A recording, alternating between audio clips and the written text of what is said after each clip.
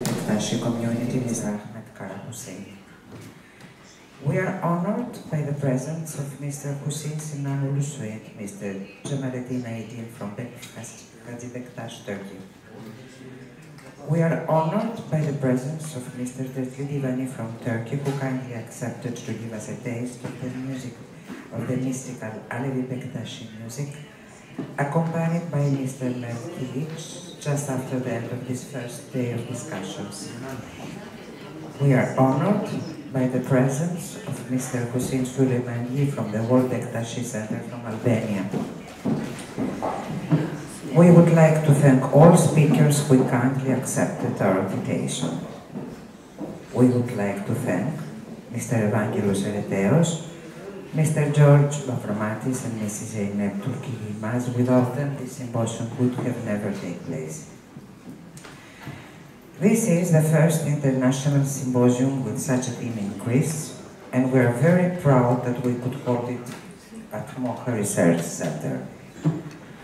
Our aim as Mocha is the promotion and preservation of the cultural and anthropological wealth of Thrace, a region where history, people and traditions made up a unique mosaic. We sincerely hope that the discussions and the knowledge that will emerge during these 2 days will enrich the Alevi Bektashi studies and will help the public to understand the depth and the richness of the values of Alevism and Bektashism. We do hope that this symposium will be the first of a long series of events and conferences on Bektashism, Alevism here at Mocha. And then I will continue in Greek. Θα ήθελα να σας πω ότι θα αρχίσουμε με τις ευχές που συνηθίζονται από την παραδοσιακό τρόπο της υποδοχής της κοινότητας μεταξύ τους, για την οποία θα παρακαλέσουμε τον κύριο Ulusoy να μας κάνει. Mr. Ulusoy, we kindly ask you to start.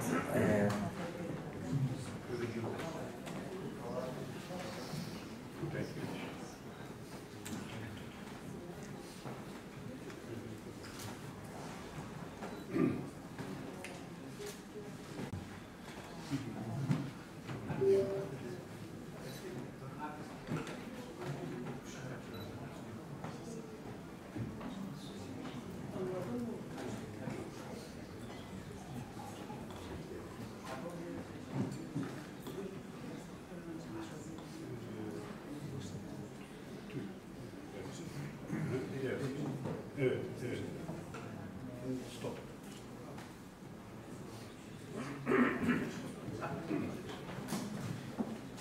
Desturu pir, bir niyet eyledik, geldik bu divana, darına durduk, hü dedik cümle canlara, hü eyvallah. Hünkâr Ali Bektaş Veli, bilimden gidilmeyen yolun sonu karanlıktır demiştir. İnancımızın temeli bilime dayanmaktadır. İnancımızı bilimi aydınlığında ışık ile ifade etmekteyiz. Ο Χατζη Μπεκτάς Βελί λέει ότι ο δρόμος που δεν ακολουθεί την επιστήμη θα συναντηθεί με το σκοτάδι. Στην πίστη μας, ο φως είναι το φως της επιστήμης.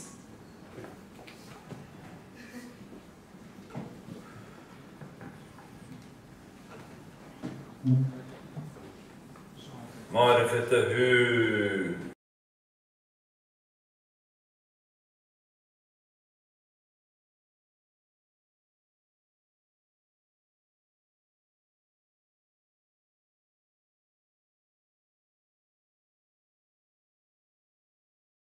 Allah, Ya Muhammed, Ya Ali. Hacı Bektaş Veli.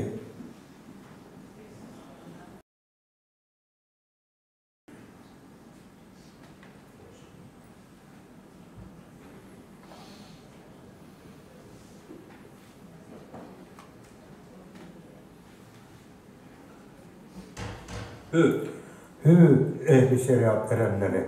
Hizmetiniz kabul, ışığınız daim olsun. Allah eyvallah.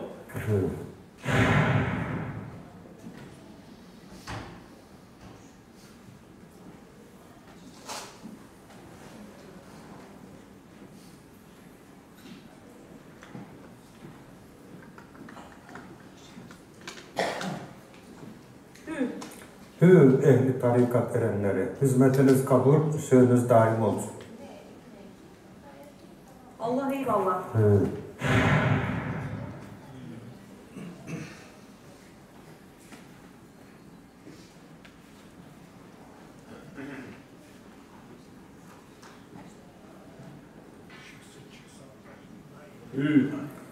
Hü ehli marifet erenleri, hizmetiniz kabul, ışığınız daim olsun. Allah eyvallah.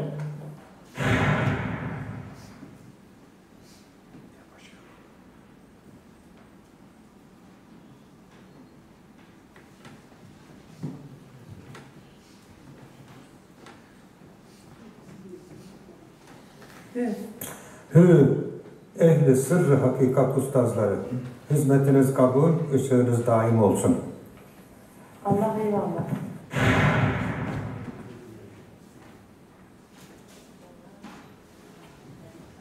Seyyid el-Kavne Muhammed Mustafa'nın aşkına, Zaki Kevser Ali el-Mürteza'nın aşkına, Hem Hatice-i Fatma Haydar Musa'nın aşkına, Şah Hasan Hulkü Rıza, Şah Hüseyin-i Kerbela, Ol İmam Etkiya, Zeynel Aba'nın aşkına. Allah Allah. Ol Muhammed Bakır Nesli Pakı Murteza, Caheri Sadık Rehnuman'ın aşkına, Şah İmam Musa-i Kazım İsmi Serfiraz Ehl-i Hak, Ol İmam Rıza Espiyanın aşkına, Şah Taki ve Banaki, hem Hasan'ın askeri, Ol Muhammed Mehdi Said Livan'ın aşkına, Pirimiz, hünkârımız Hacı Bektaş haşrede yanan, yakılan aşıklarımız aşkına. Allah eyvallah. Destur-u Pir, Bismi Şah, Allah Allah. 7 kat yerde, 7 kat gökte, arşta, kürşte, levh-i kalemde, 18 bin alemde kendini her nesneye nakşeden, Adem'e bahşeden hak aşkına. Hak erenler, çabağa uyanılan cümle erenlerin hizmetleri kabul, ışıkları daim olan. Cabir Ansar Pirimizin hüsnü hümmetleri, sefa nazarları üzerimizde olan. Allah Allah. Hak erenler cümlemize birlik, dirlik nasip eylesin. Hacı Bektaş Veli.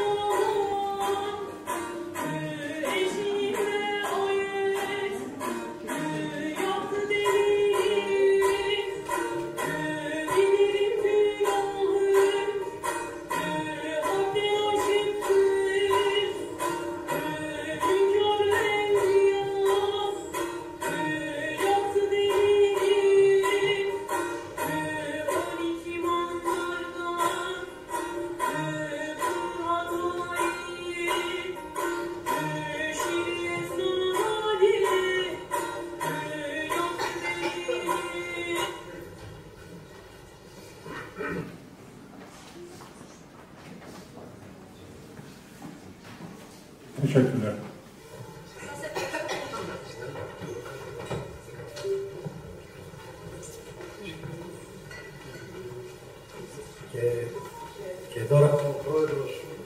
Και τώρα ο πρόεδρος της κοινότητας Αλευτικών Μπεκτασίδων Θάκης, κύριος Αχμέτ Καραποσίνη. Ευχαριστούμε.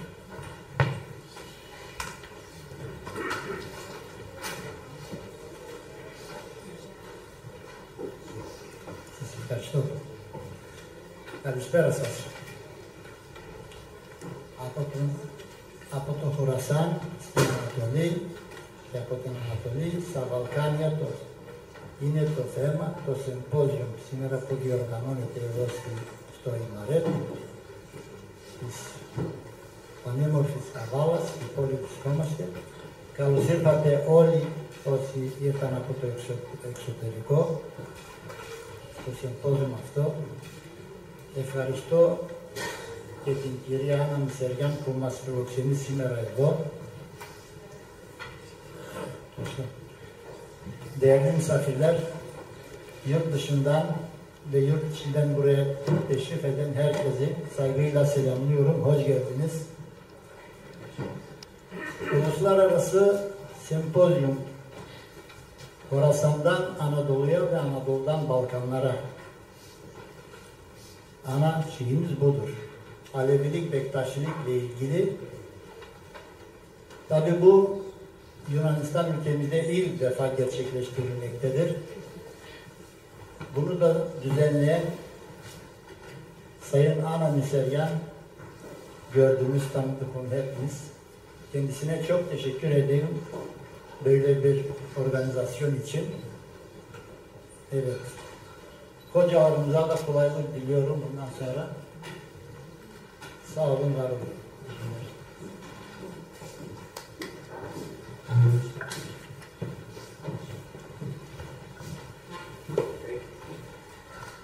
Thank you very much, all of you. Now we will start with the introduction. So we have two distinguished scholars with us, Mr. Konstantinos Siselikis and Mrs. Angelikis Ziaka. I give the floor to Mrs. Ziaka. Thank you very much.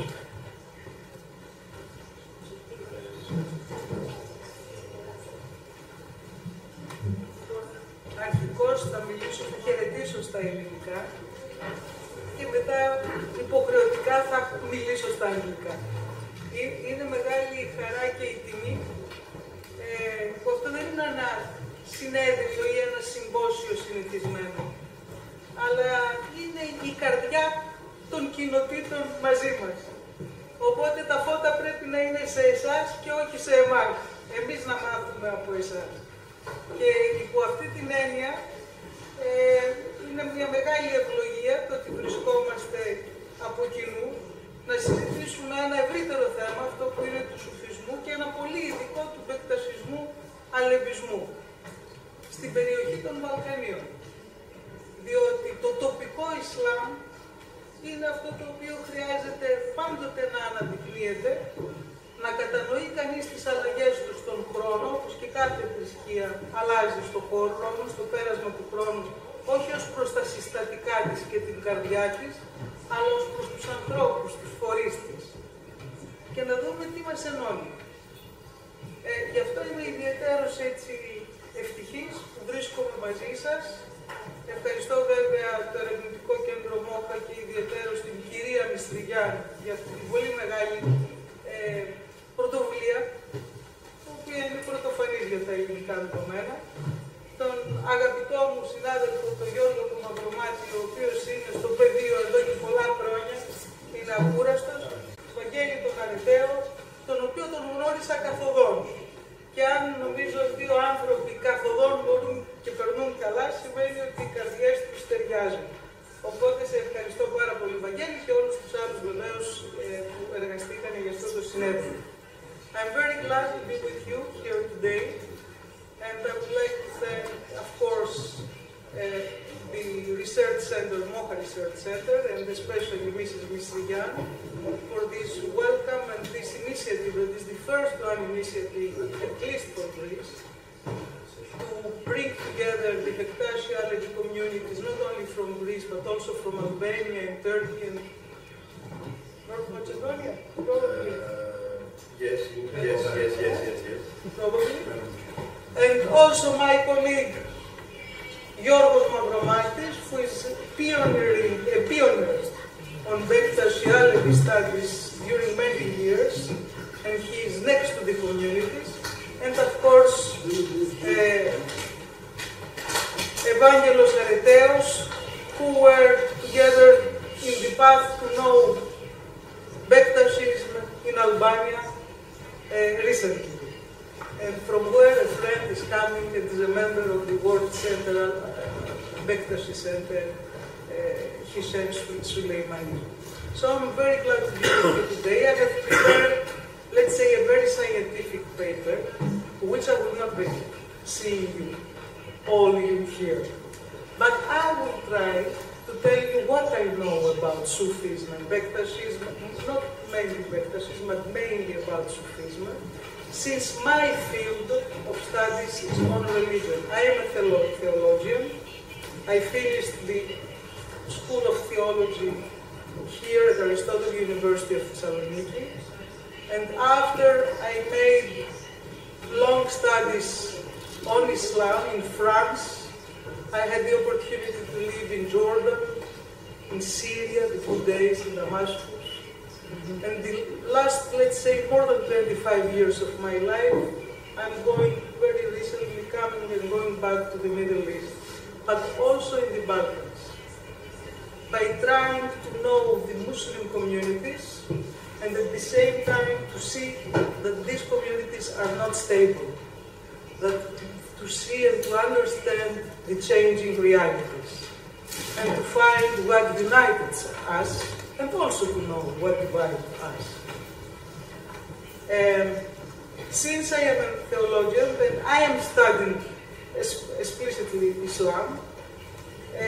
My research focused in the beginning, and I will just tell you a few words about this for this conference, just to understand how Western scientific works have understood Sufism in general. So we know that from the late 18th century, beginning of the 19th century, and let's say until the end of the 19th century, or even beginning of the 20th century, the colonial powers that went through the world, that is today Middle East, India, and also our area, they try to understand Sufism, and they created the word of Sufism, of Islamic mysticism, by studying mainly the Persian experience, since the majority of them, they were Persian speaking.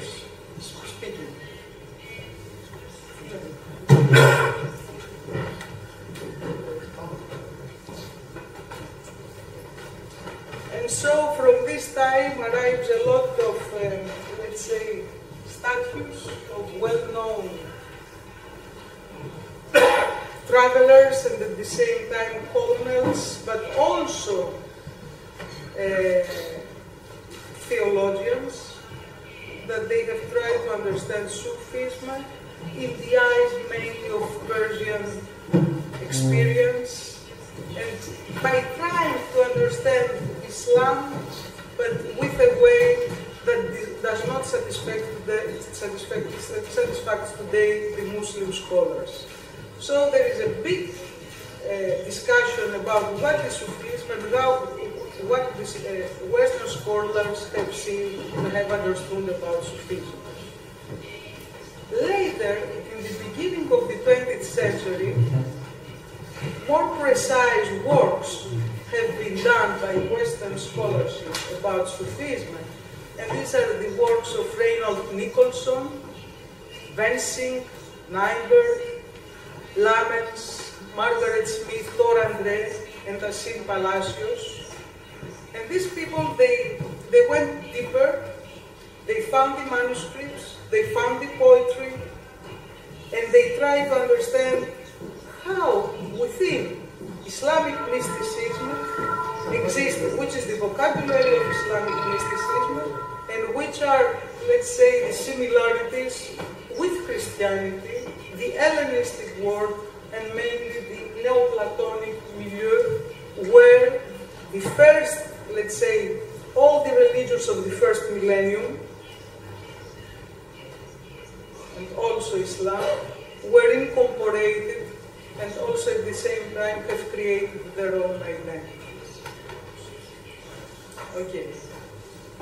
One of these pioneers was Villon. He was a French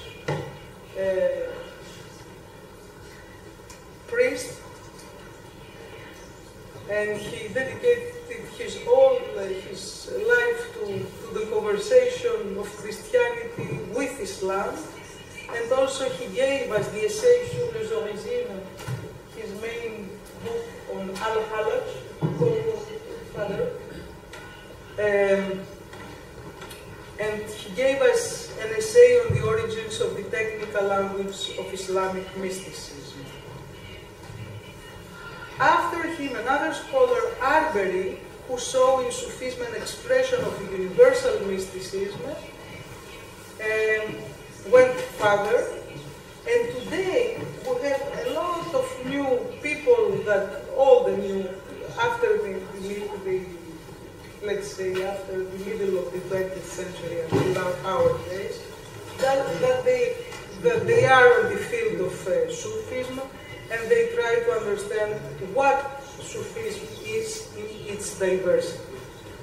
What is very interesting that within Sufism we have the very big teachers.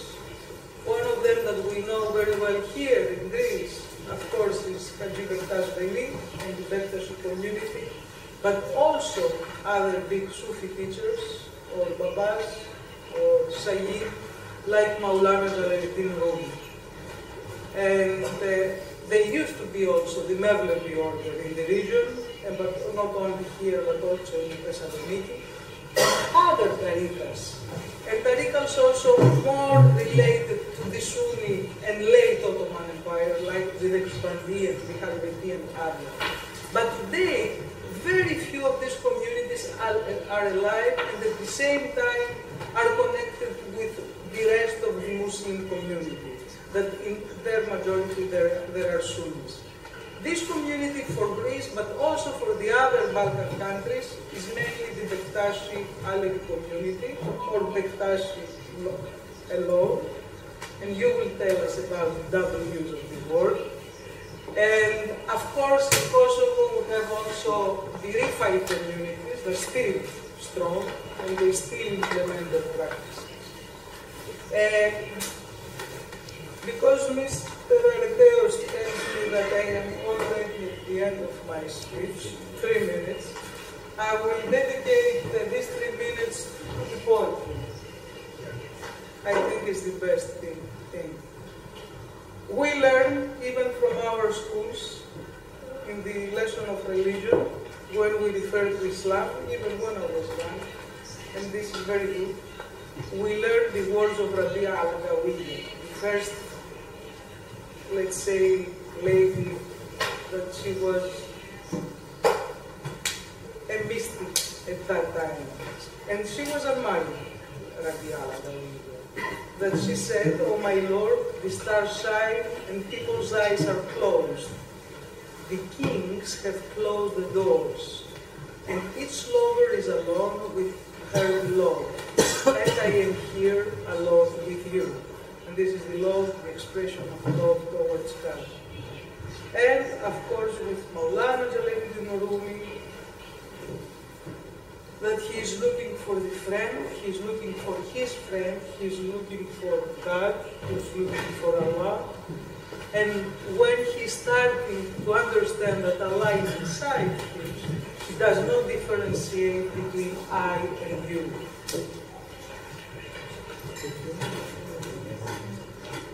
Tariqas still in our world, and they are spread through all humanity, but also in the Middle East, also in the Indian continent and Pakistan, There are many and different tariqas also in Africa, and of course in Western countries and the United States. All of them, they want to experience that, and they have different practices.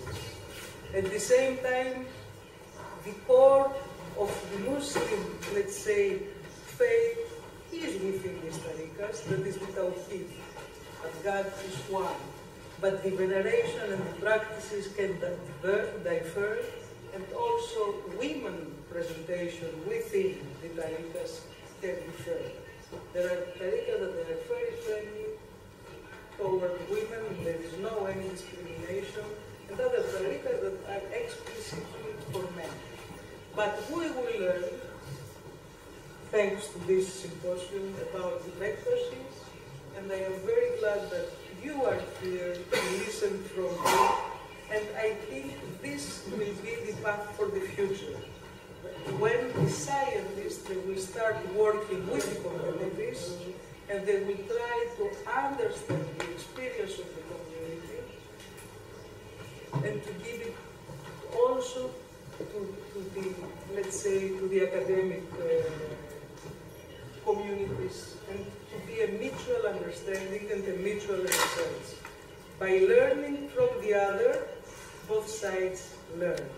And the learning, ilm, as you said at the beginning, is our duty toward God and towards humanity. Thank you very much.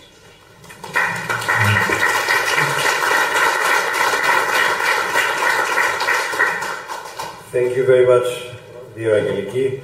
Indeed, Islamic mysticism, Sufism, is one of the most fascinating spiritual phenomena in the world, and all this very insightful trip through the ages that Angeliki gave us brings us to the Bektashi and Alevi traditions, which we will explore later today, and brings us also to Greece and in Islam in Greece.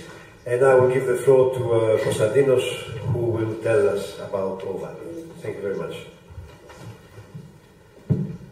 Thank you very much, Vangeli. It's really an important day today. I think it's the first time in history that we have an open public discussion about Bektaşism and Alevism in Greece with the community, from the community and scholars from the universities, from different countries also. I think it's very important to have all these combined elements in this discussion. So I'm very glad to be here with you in this panel, the first panel. Of course, we are going to learn from you more than you are going to learn from us. And I want to thank Anna, Miss Anna, and the Moha Foundation for this excellent idea. Evangelos and Yorgos, who have I'm sorry, and Zeynep. And Zeynep, sorry, yes. And Zeynep, who have worked to make this true. So I will go through things that you may know, but I'm going to do this as an introduction about the presence of Islam in Greece as a modern state. So from the Ottoman Empire to the modern Greek state. So it's very difficult to have precise knowledge about heterodox Islam or tariqat when we're dealing with Islam in this period of time in the 19th century. So if you go back to history, I'm not a historian, but from the knowledge we know and I have shared with my colleagues, we know that the presence in the southern Balkans of all these tariqat, we are talking about the Bektashi communities and also Mevlevi, Rufai, Halveti, mostly in the southern Balkans. There are some very important period of time, how they came here, how they arrived, how people converted to them, but I'm not going to talk a lot about this. And the important dates here are the expansion of the Greek territory.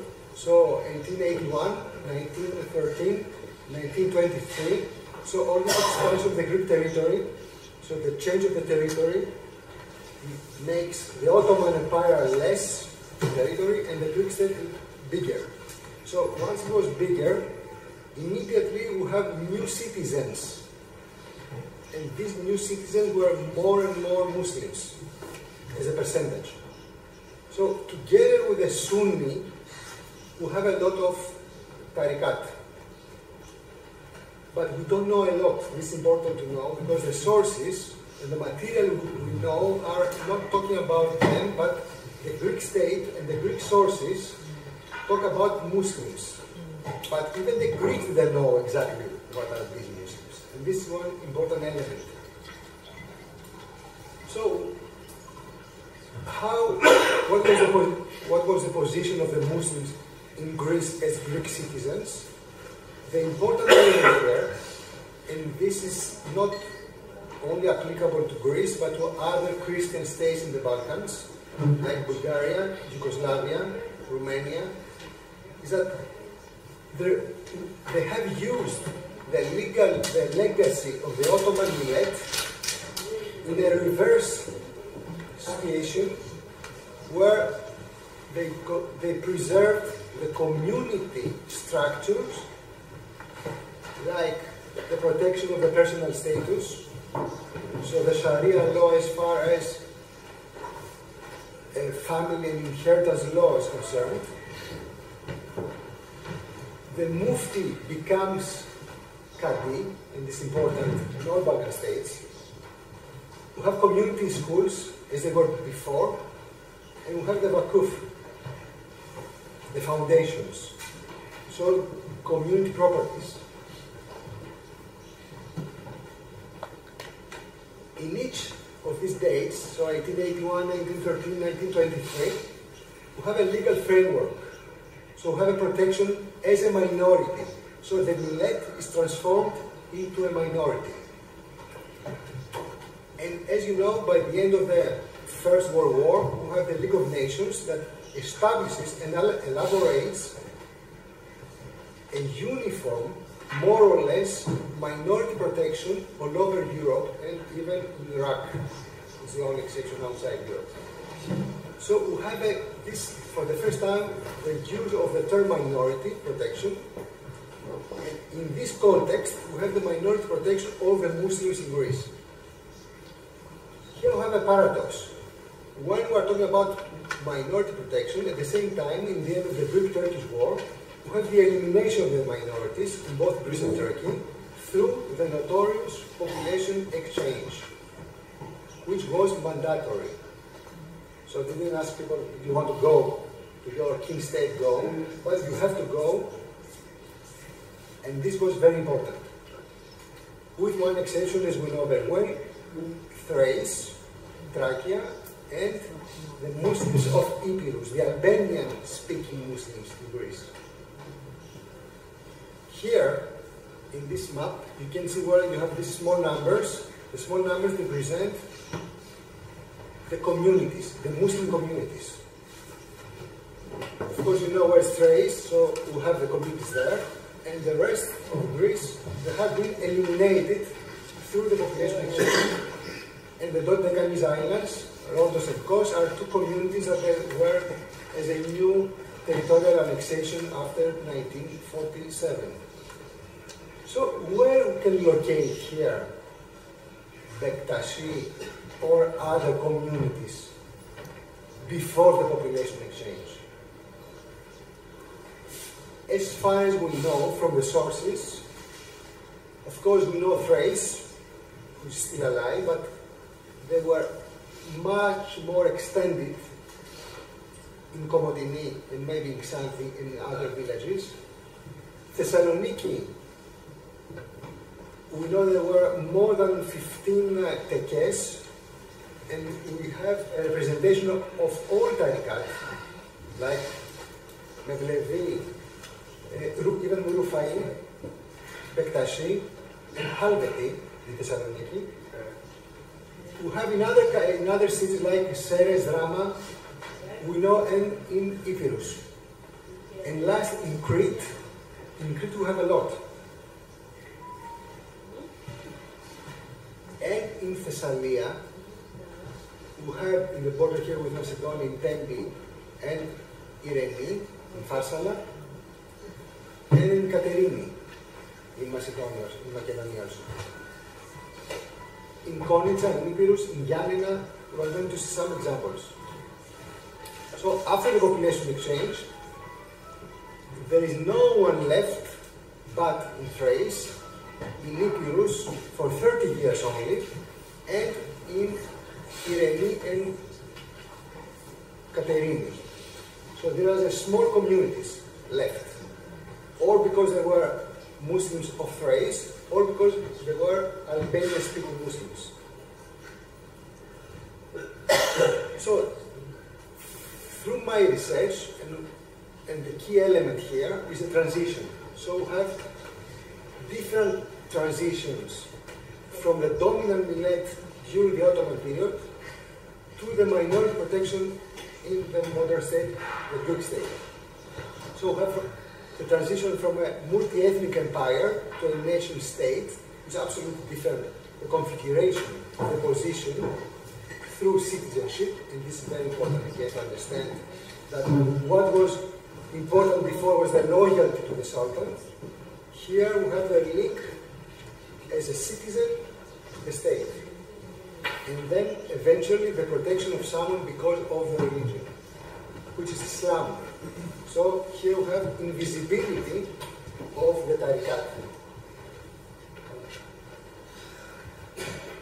And another very radical transition for those who have been eradicated because of the population exchange.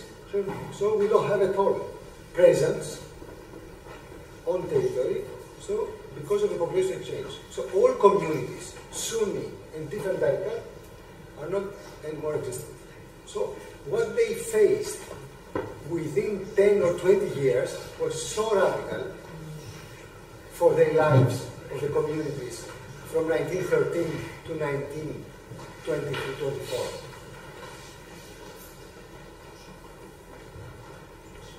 So we're going to talk about special rights as a minority protection. We have to have in mind that we have collective rights as a community. So always the millet system is there. Of course, not as it was in the Ottoman Empire, but we have kind of neo-milletism as a legal framework. But where the tariqat are visible in this framework?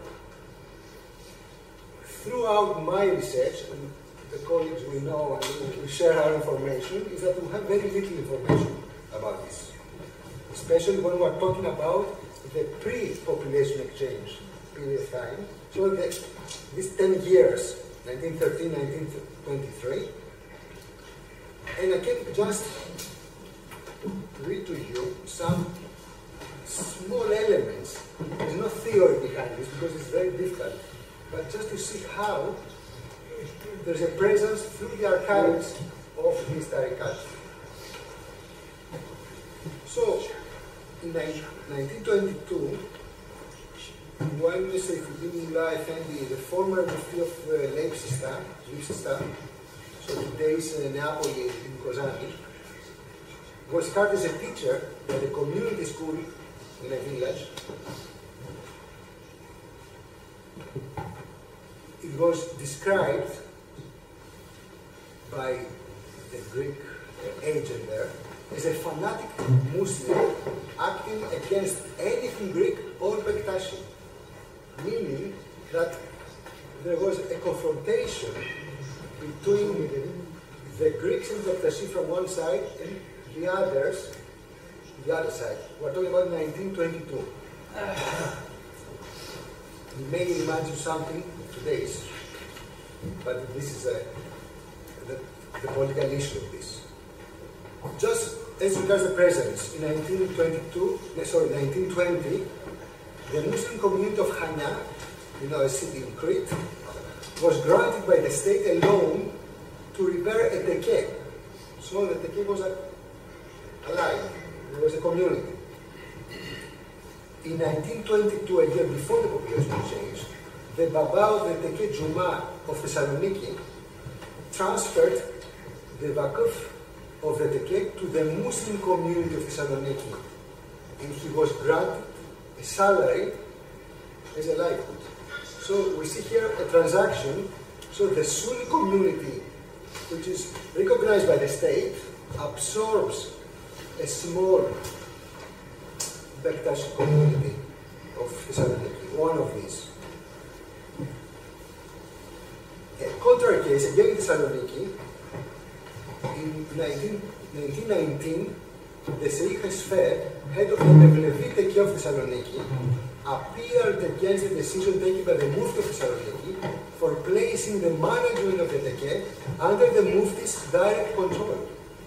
So here we see that the Mufti of Thessaloniki, the Sunni Mufti of Thessaloniki, tries to control directly the Mevlevi Teke of Thessaloniki.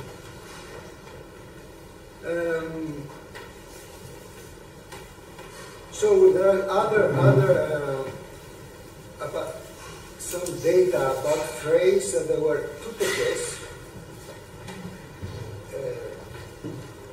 The army was taking the tekes in Jamni for the usage to accommodate refugees, but there is a report that in Groverio there were 21 Sheikh. So it was a very important teke. Maybe from all over the region, we don't know. Why they report. We know there was a teke in Drama. We know from other reports there was an operating teke in Manina. Sorry, 3 tekes in Manina. And then, of course, we know that there was the Bektashi teke of Irene in Farsala, which survived population change because it was Albanian. The division was survived until the early 1970s. And then we have a very interesting story, but I don't have the time, I have only 3 minutes, to explain what happened with this very important monument, but very interestingly, the community vanished then, but then we have a new community through the Albanian immigrants that they revived the use of this again. So,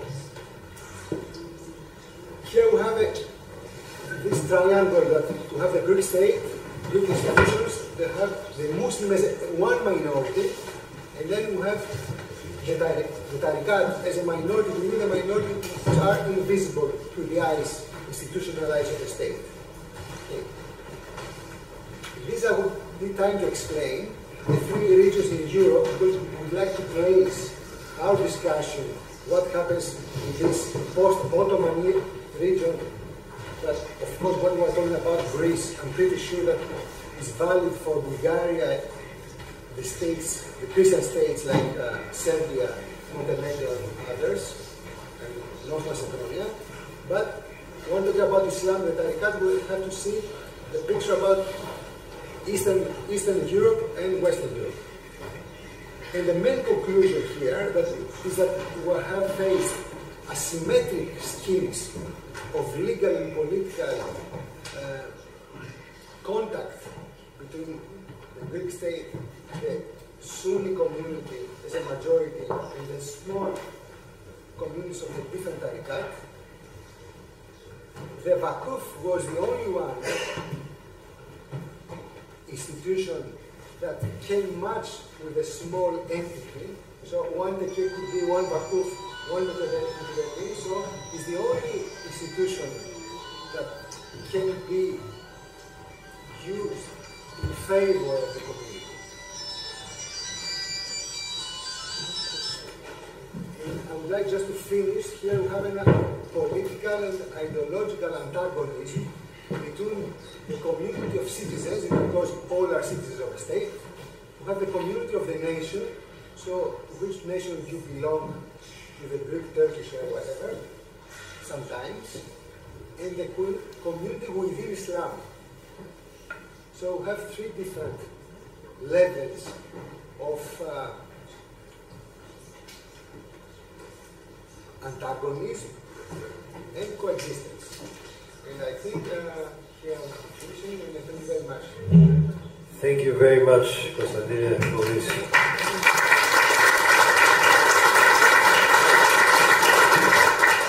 Thank you very much, Konstantinos, for this very, very interesting and insightful expose, despite the time limit.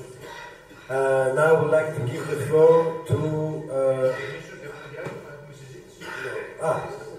yes, I'm sorry. Thank you. Do you have any questions, any comments you would like to say before we go to the next panel?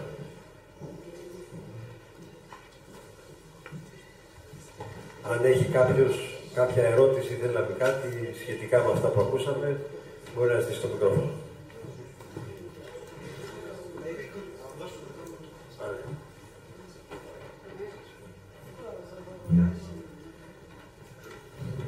Good afternoon. Maybe could you specify a little bit more when this homogeneous community came after the exchange of population, where the minorities were integrated, the majorities within the Muslim community, about the property?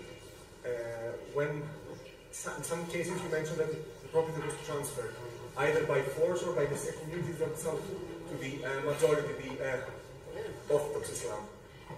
Was this the general rule, or somehow it was a secret agreement that the communities will keep the territories and the buildings without integrating them necessarily to the Orthodox Islam?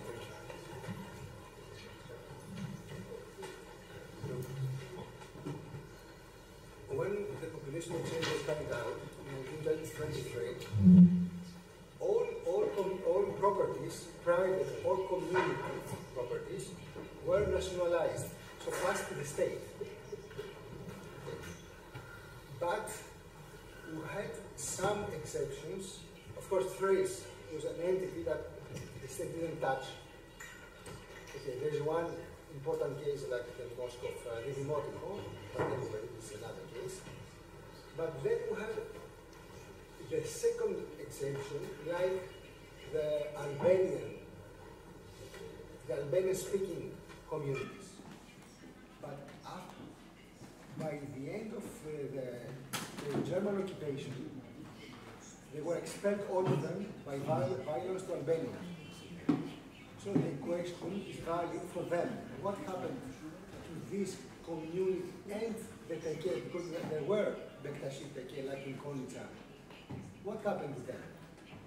So they passed to the decay, or there was gradually, by 2 or 3 different laws, nationalized, passed to the state, or distributed to Greeks, Christians. In theory, when a Vakuf stays orphan, then the nearest authority, Muslim authority, acquires this Vakuf. This was the Ottoman law, and the Muslim law.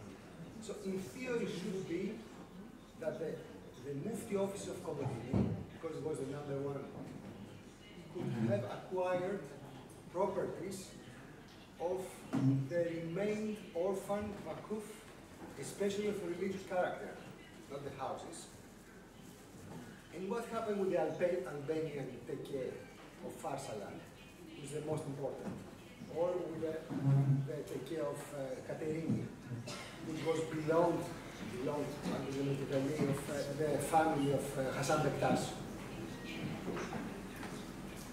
So there was no law about this. So it's very complicated what happened then.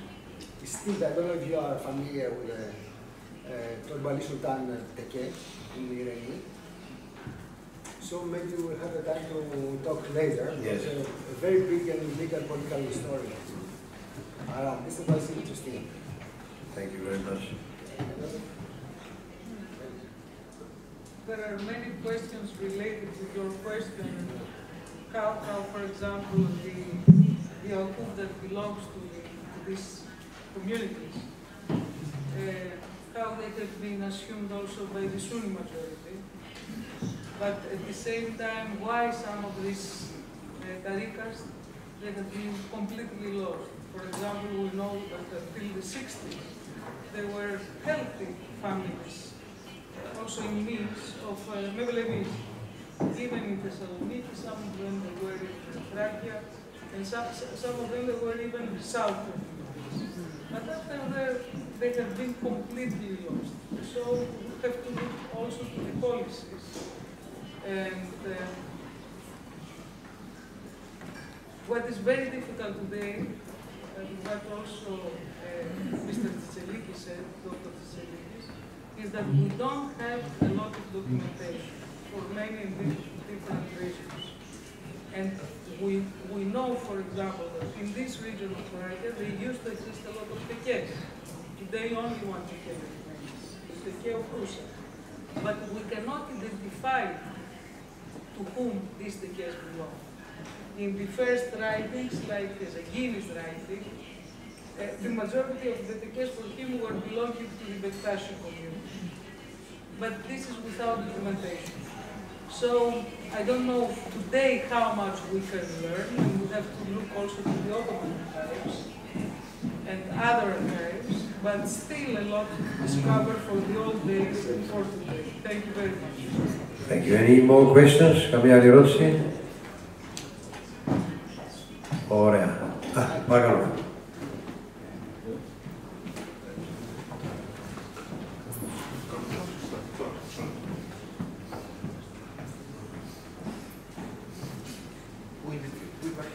Κύριε.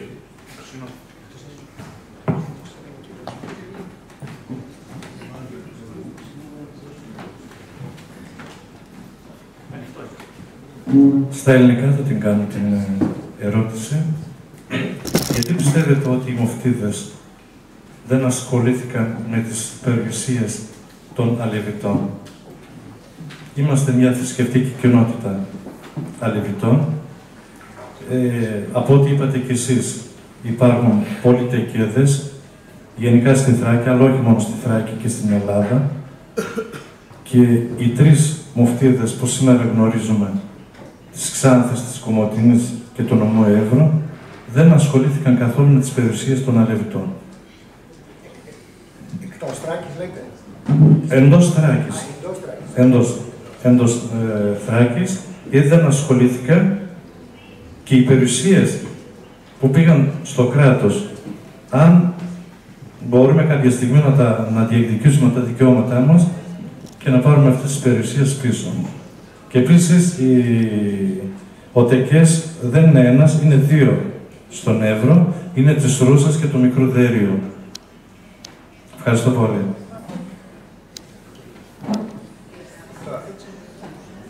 Το πρόβλημα των βακουφικών περιουσιών, όπως και είναι πολύ περίπλοκο και πολύ δύσκολο, με την έννοια ότι αν συγκρίνουμε το πόσες ήταν οι περιουσίες το 1930 ή το 50 με το πόσες ήταν το 2020, ξέρετε πολύ καλύτερα από μένα ότι έχουν μείνει, ας πούμε, οι μισές. Έτσι, το πω χοντρικά. Επειδή μου έκανε μεγάλη εντύπωση και μου έφαγε περίπου 10 χρόνια κυριολεκτικά, να κάνω απλώς τη λίστα ποια είναι τα βακούφια στη Θράκη, δηλαδή δεν περίμενα ποτέ θα είχα τόσο τεράστια δυσκολία να μπορέσω να μαζέψω μια λίστα με, δεν θυμάμαι πόσα, 95 βακούφια. Όχι τι ανήκει στο κάθε βακούφι, αλλά τα βακούφια, γιατί όπως ξέρετε, το κάθε βακούφι είναι ένα ίδρυμα από μόνο του. Υπήρχε τέτοια αδιαφάνεια.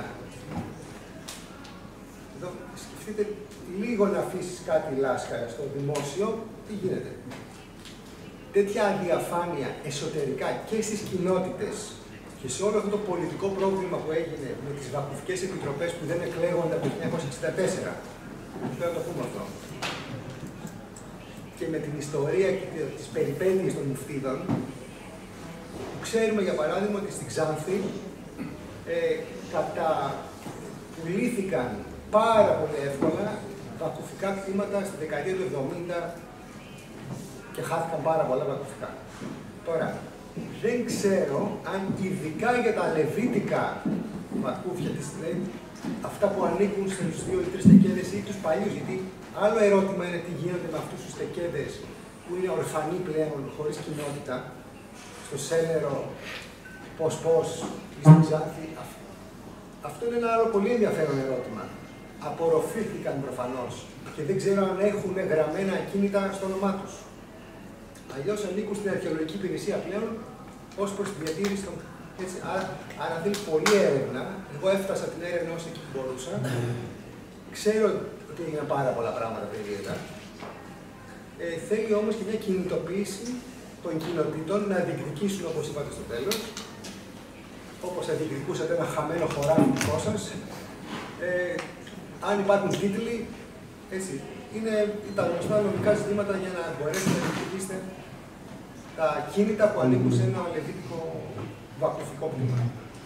Και για την αδιαφορία, λίγο, αν μπορείτε. Η αδιαφορία μπορεί να είναι καθαρά πολιτικού χαρακτήρα μέχρι καθαρά προσωπικού για να. Το εκάστοτε μουφτή. Τι να ναι. Ξέρουμε για παράδειγμα ότι τη δεκαετία του 70 φαγώθηκαν πολλά χρήματα και φύγανε αλλού. Κάποιοι άλλοι μπορεί να είναι πολιτικό, μπορεί να είναι συνδυασμός. Είναι πάρα πολλά προβλήματα, ειδικά εκεί όπου έχουμε χρήματα. Έτσι. Είναι ένα γενικό φαινόμενο. Βεβαίως είναι πολύ ενδιαφέρον και είναι αντίπολιτες. Γιατί όπως είπες πολύ σωστά, πρέπει να συζητάμε και με τις αρχαιολογικές υπηρεσίες. Αν μιλάμε για δικαίωμες του κάθε ακίνητο ανήκει ενδεχομένως σε μια αρχαιολογική υπηρεσία που μεριμνά και φροντίζει για το πώς θα αναστηλευτεί, τι θα γίνει, να μην καταστραφεί, να μην πονηθεί, ενδεχομένως όλα αυτά. Αλλά δεν αποκλείεται την ίδια στιγμή να ανήκει σε μια κοινότητα. Η προστασία του κοινότητας. Ωραία, σας ευχαριστούμε πάρα πολύ. Μπορούμε.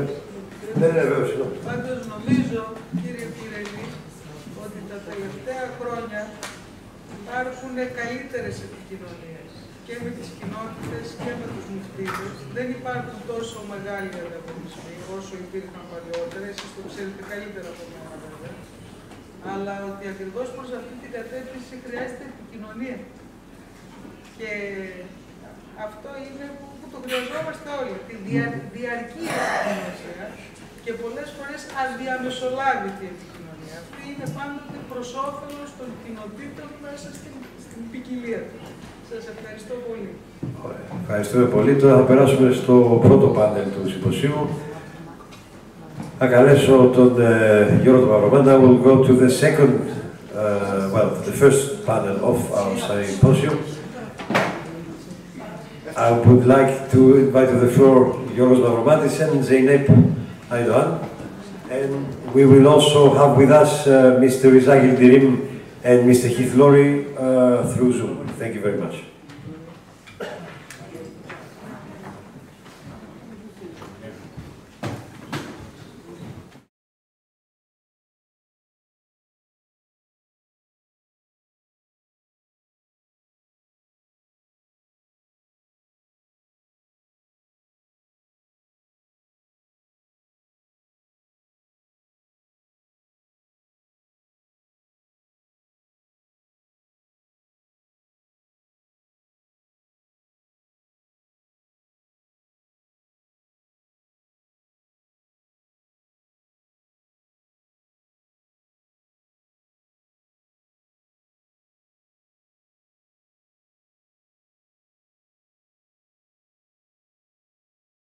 Λίγο περίεργο αυτό το συνέδριο, είναι πολύ ενδιαφέρον γιατί συμμετέχουν και επιστήμονες και άνθρωποι από την κοινότητα. Έτσι ψάχνουμε να βρούμε μια ενδιάμεση γλώσσα έτσι όλοι να καταλαβαίνουν όλους. Έτσι λοιπόν ψάχνουμε να βρούμε μια ενδιάμεση γλώσσα να πούμε που όλοι να καταλαβαίνουν όλους και προσπαθούμε. Είναι σίγουρος ότι κάποια πράγματα από αυτά οι άνθρωποι από τις κοινότητες τα ακούν για πρώτη φορά. Κάποιοι άλλοι είναι πιο εξοικειωμένοι. Ό,τι σας έρχεται στο μυαλό, οτιδήποτε, ρωτήστε το παρακαλώ, βοηθάει τη συζήτηση στο να προχωρήσει. Βοηθάει να πάμε τα πράγματα παραπέρα όλοι. Οπότε ό,τι σας έρχεται στο μυαλό, ρωτήστε το, μην διστάζετε δηλαδή, αυτό ήθελα να σας πω.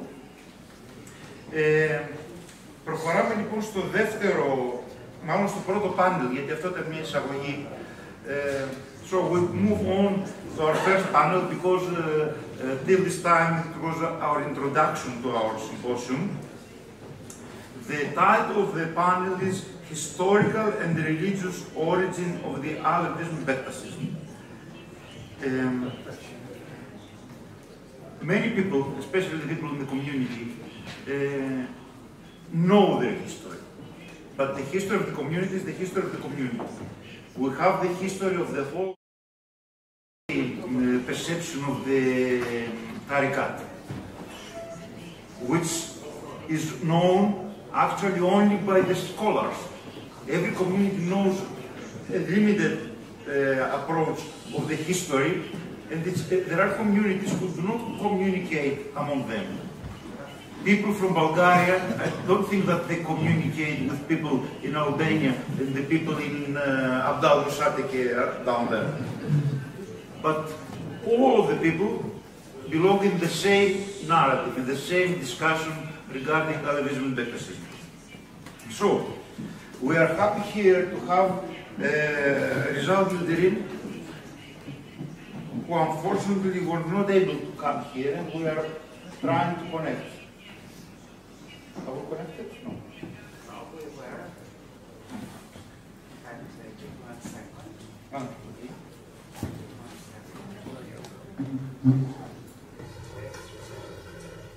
He was here when I suddenly lost him.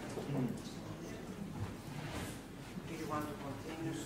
Yes, please, if it's possible. It's Mr. Hithlori.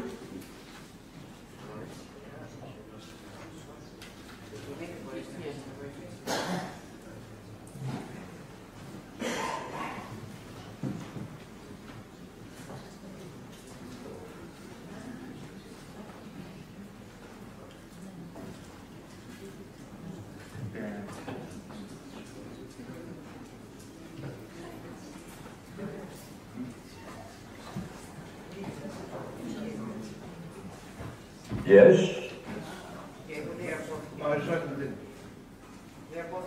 Okay, so let's follow the line of the program. Let's start with Riza Yildirim, who is going to present us, to have a presentation, the formation of the Bektaşi spiritual genealogy, which is named Silsila in the Tariqat system.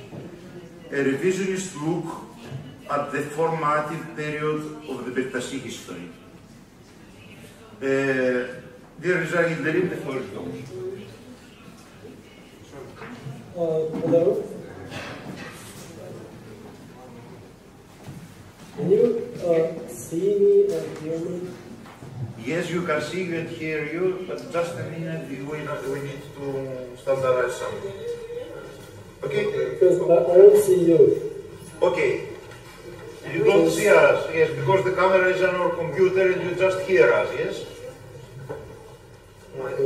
But I need to see something. I make this broadcast on the YouTube. I don't see anything on the YouTube channel either.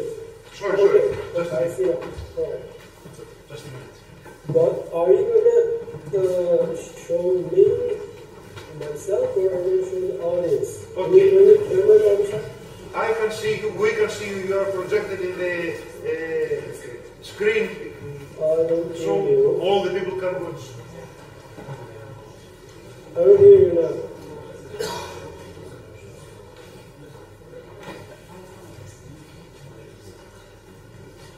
Yes, we can hear you. If you say anything, I don't hear you. Do you hear us? Do you hear me? Yeah, I hear you now. Okay, great. So yes, please go. I was saying here, how the camera towards the audience instead of myself. It's impossible because it's a kind of the setting of the cameras, so they can see you, but you cannot see them. I need to look at myself. All right, that's fine. Thank you very much for the invitation and this great panel. I was listening to the presenters for the first session. It was really interesting to hear how the structure in Turkey, Northern Turkey and Greece are structures are very similar, and especially how they define. Even though the Egyptian states were formed as a nation state, this created as a nation state, they define people still according history. But unfortunately, I'm going to talk about early period today, which might be a little bit specific to those who are not specialized in Bektashi history. If it happens so, I'm sorry in advance. I will try to do my best not to bore you, but I cannot promise because it's going to be a little specific. And our chair, Mr. Chair, said that history of Bektashi history of Bektashi Sufi order is only known by scholars and people in the larger scale do not know this history. The second part of the statement is obviously I agree, but I disagree with the first part even because I don't think that we know it's not the best Bektashi history well. At least I can say there are some basic fundamental questions about this history which is still waiting to be answered. And I will address one of those questions today. I don't have such strong answers, to be honest, but at least I have a question. And that question has not been even asked to enough, I can say enough, in the Scott version. So in a broader scale, I will talk about the foundation of the Bektashi Sufi order.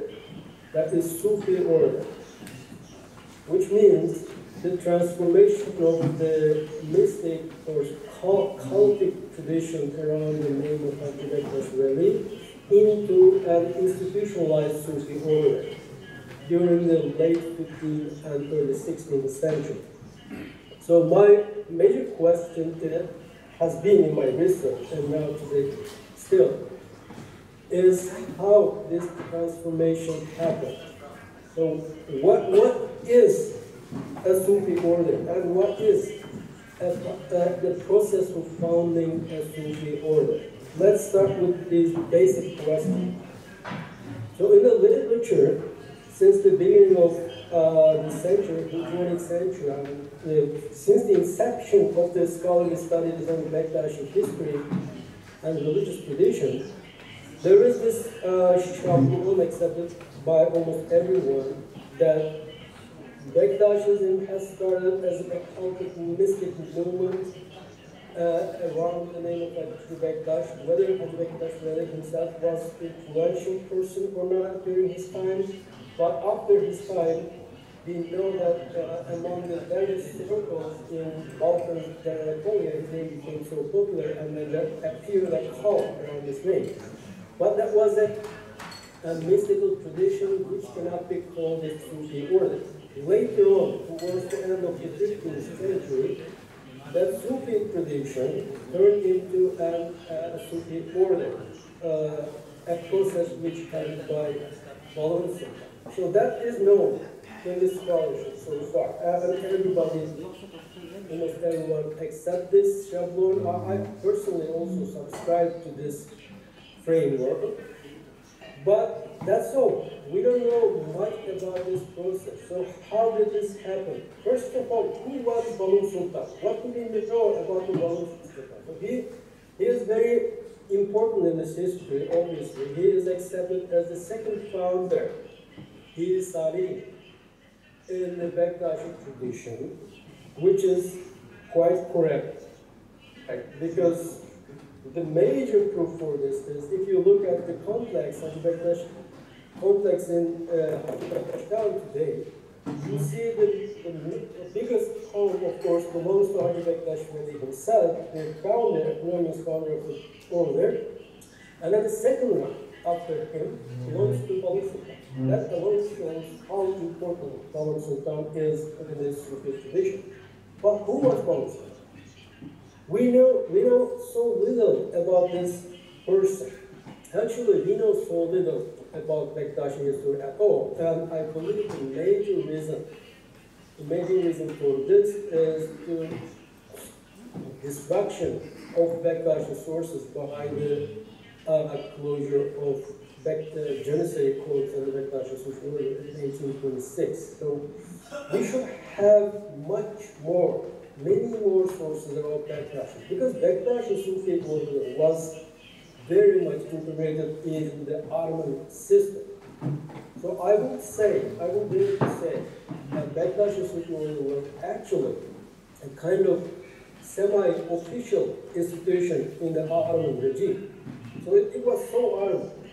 And there must have been a lot of sources produced by Bektashis themselves and other people around about Bektashis, but we don't have those sources now. That's why the whole history is in the dark, in most part. And most of all, this foundation period.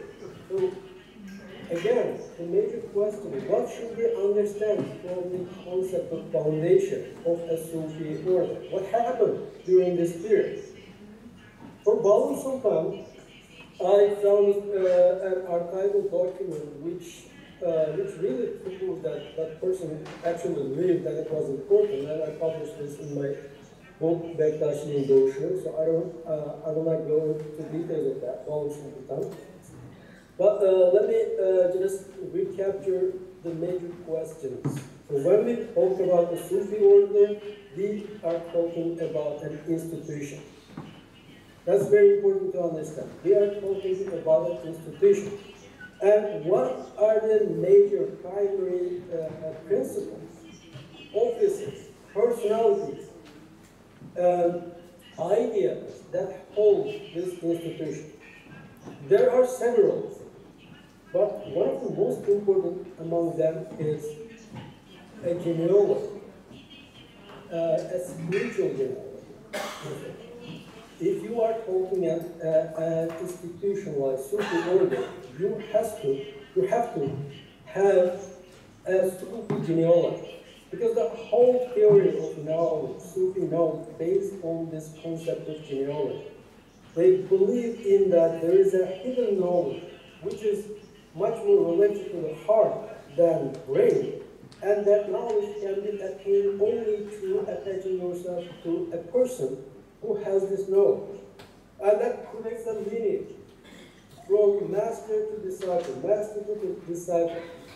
You have to have this genealogy, and this is called silsila in Sufi order. Whatever Sufi order you look, if it's an institutionalized Sufi order, you will have a silsila, which goes back to the Prophet Muhammad.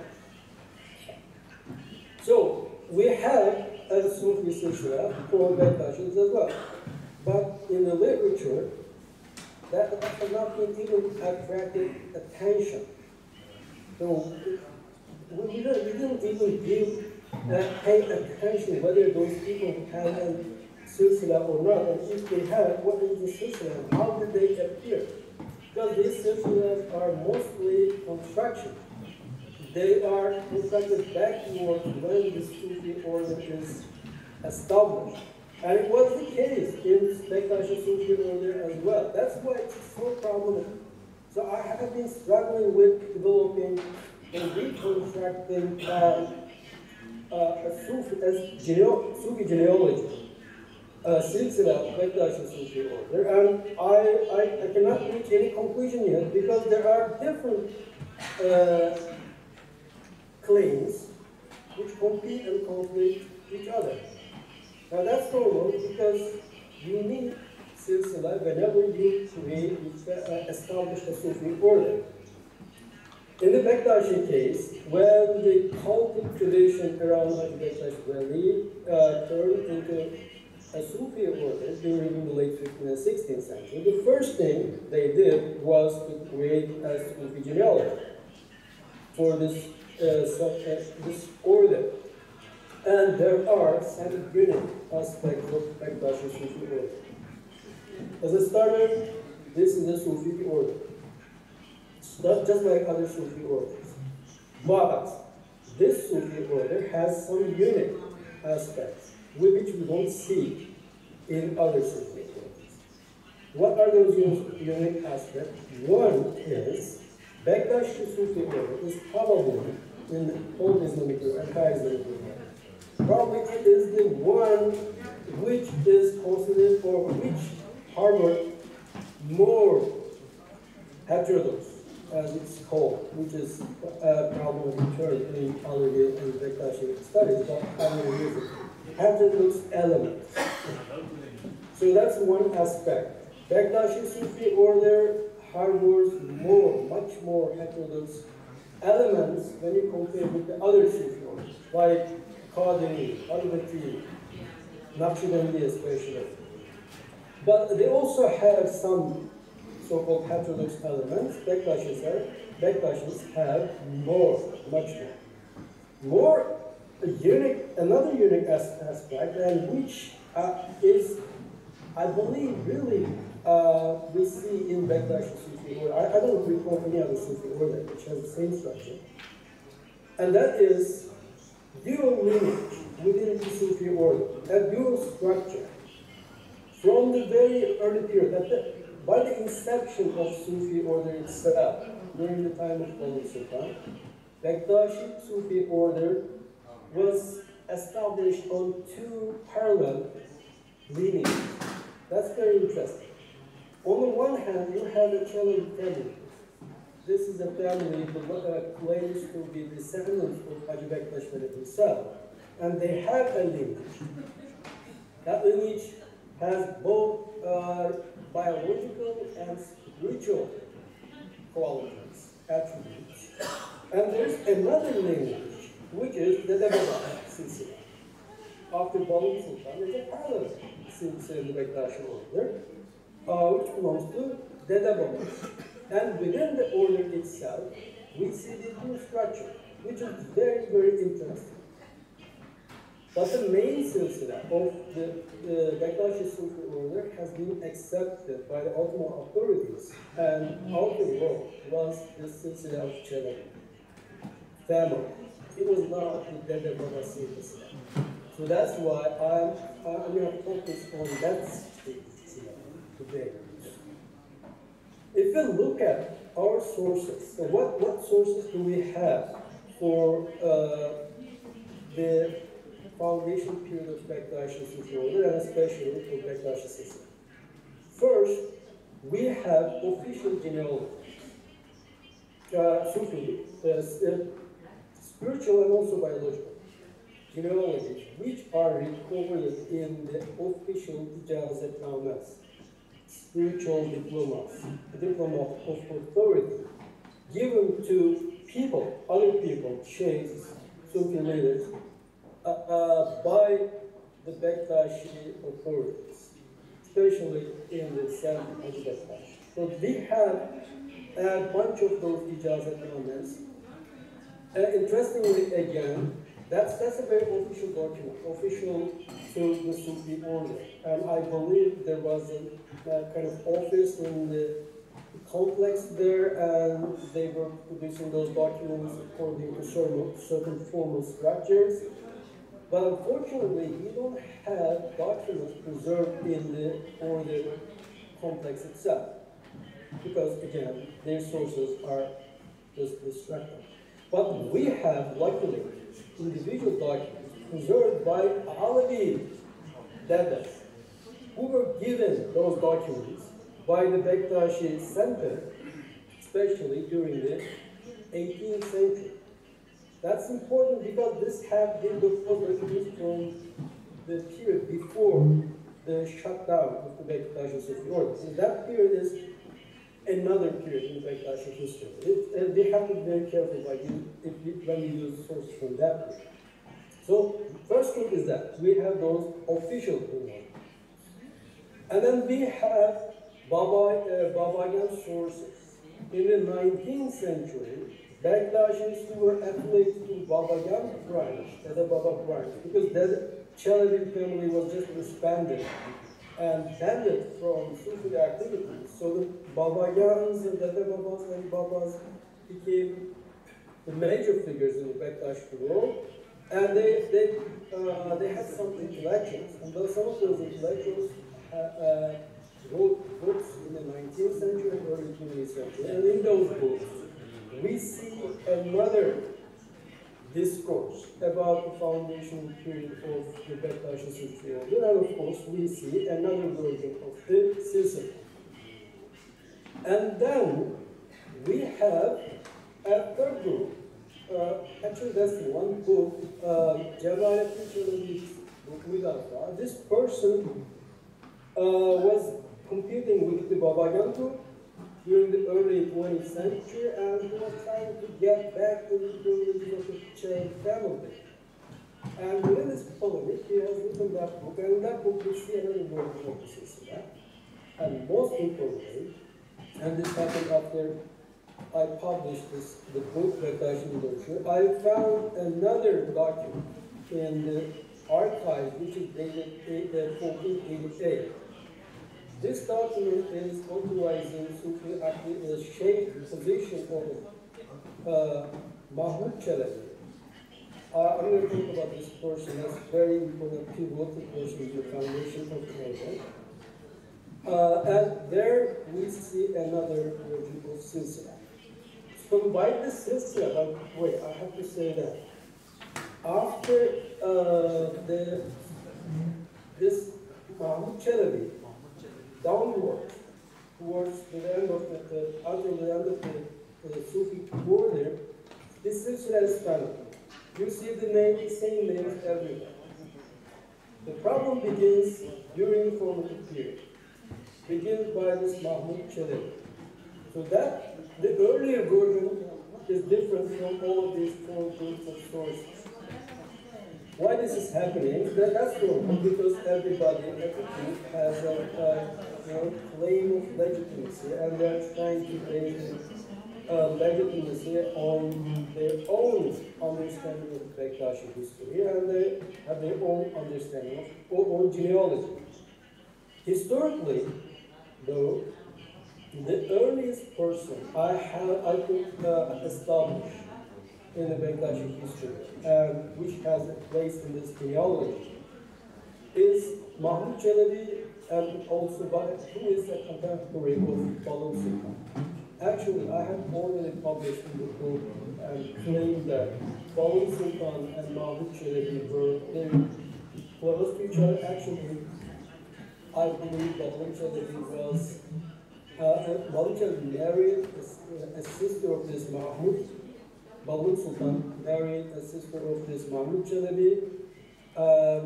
By doing so, he established a relationship with this family, which is important. And then they were both influential. And maybe equally, if not Mahmud Çelebi was more influential in the foundation of the Bektashi Sufi order. So this person is really, really important in the Bektashi history.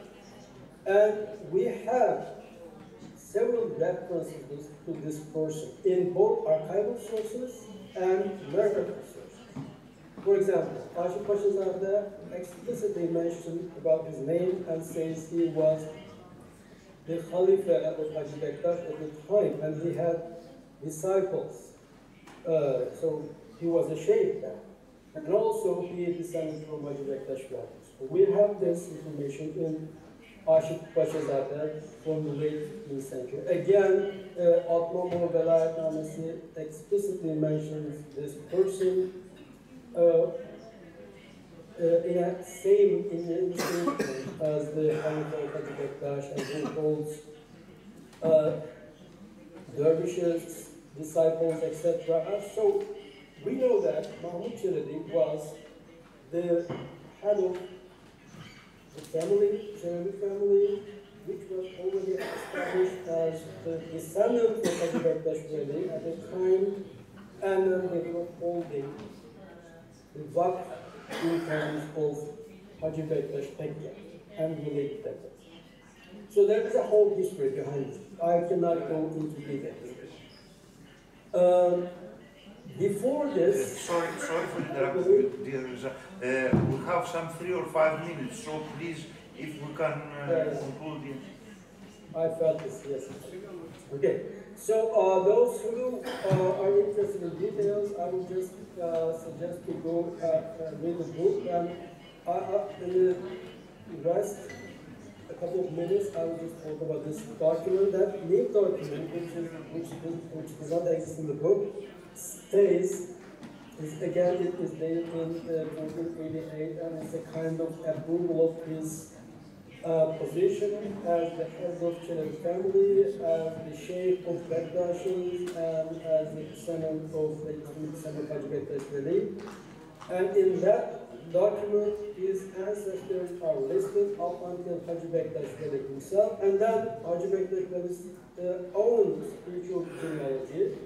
It's important to note that in this silsile, from Mahmud Çelebi to Hacı Bektaş, they are father to son. So that was also a biological genealogy. And then before and upwards from Hacı Bektaş Veli himself, it goes as Mürşid Akul. And the documents are this, by the way. So it's just spiritual before Hacı Bektaş Veli. So from Prophet Muhammad to Hacı Bektaş Veli comes as a spiritual genealogy, and from Hacı Bektaş to Mahmud Çelebi, and then after Mahmud Çelebi, this comes as a both spiritual and biological genealogies overlap. Let me just stop here. If there will be any questions at the end, we can go more into details, and I don't want to take time of Dr. Lawrence. Thank you very much for listening.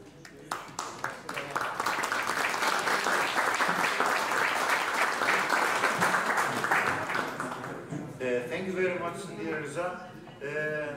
I'm more than sure that many people here listen for the first time.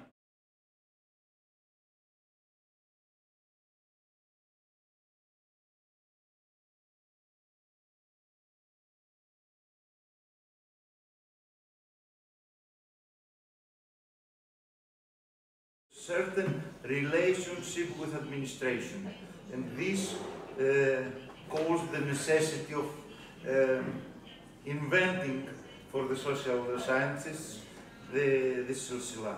And of course that the issue that Bektaşism incorporates many heterodox elements, which for us, the researchers I mean, is a great wealth. But for these elements, many people in the community have suffered a lot.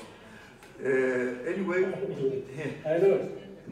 Thank you very much. We pass to the next presenter, and at the end of the panel, we will have a discussion. You might be asked from the audience. Thank you very much again. So, the floor is yours.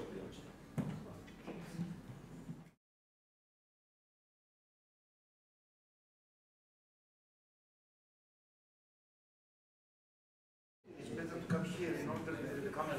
Yes. Having me here. Today what I'm going to present is a piece of my research within the GHOST project. It's a research project funded by European Research Council, which is taking place in Greece, in Crete, in a corpus of Turkish hagiographies, menakıbnames, written between the 14th and 16th century. So, menakıbnames are originating from earlier oral traditions,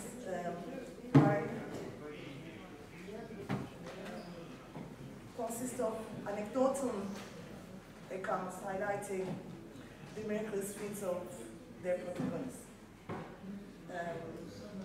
So these miraculous feats, they are referred to as keramets.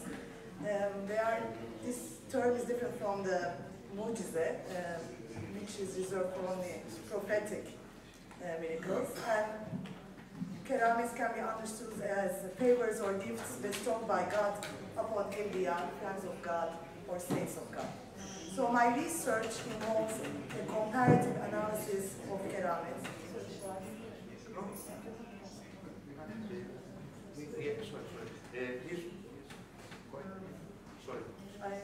So my research involves a comparative comparative analysis of keramets and their various ideological implications, as well as their reception within the society, as the reactions of the people who witnessed those phenomena are also recorded in this text. My aim is to provide a fresh perspective into the changing velayet concept in this transformative period, and also to understand the role of velayet in shaping communal identities. So, of course, the study of velayet concept and, in extension, the whole menakıbname genre offers many challenges, not only due to the nature of the genre, but because the period following the Mongol invasions of the 13th century is marked by the disruptions of many political and religious institutions across many lands in the Islamic lands. And this led to the emergence of new forms of religiosity that developed its own institutions and networks of Islamic mysticism, which all have to be understood on their own terms. In Anatolia, fluidity or untidiness, characterized as the main features of Sufism by some scholars, prevailed over the course of the next 300 years or so, until the establishment of the regional empires of the Ottomans, Safavids, Uzbeks, and Mughals, and under which some of the Sufi paths become institutionalized under strict governmental scrutiny and were integrated into the organized titles, that was Rıza Yıldırım was talking about today. And during this turbulent period, the political upheaval and chaotic cultural setting in Anatolia and the Balkans made room for proliferation of saintly figures who could combine their military and missionary activities in their charisma. And this gave rise to a different kind of religious expression that also found an outlet in Sufism. This anarchic period, as some scholars refer to it, also fostered messianic expectations, where Muslim holy men and also rulers competed to become divine saviors, addressing the needs and concerns of local populations facing daily perils and uncertainties all the time. So, from a broader perspective, keramet served as a means to alleviate the challenges faced during this period of significant instability. Many of these keramets were centered around attempting to exert control over nature and an unpredictable future. The Evliya were perceived as direct intermediaries to God, capable of providing solutions to mundane problems, such as, for instance, healing illnesses, multiplying food, providing water resources, and so on. Another important function of these miraculous deeds was related to the ongoing Islamization process, which was achieved or given impetus as some of the miraculous deeds attributed to Muslim holy men gradually replaced those around the vita of the local Christian saints. Many sacred sites previously associated with Christian saints were transformed into Muslim sanctuaries, as some studies have shown. So to give some specific examples, Hacı Bektaş became identified with Saint Haralambos in Suruca, Alevilik, Sarı Salto with Saint Nicholas in Dobruca, and Baba İlyas with Saint Theodore and Saint George in Evkata, today near modern-day Çorum. So some of the keramets recorded in the hagiography, such as walking on water or resurrecting the dead, coming from a biblical origin, were effective tools for converting Christians and should be approached as part of the religious polemics of the time, debating the superiority of one religion over another. As Tiana Kristic notes, replicating the miracles attributed to Jesus is in fact, I quote, an argument against Jesus' uniqueness and the Christians' claim that he is the Son of God and God himself.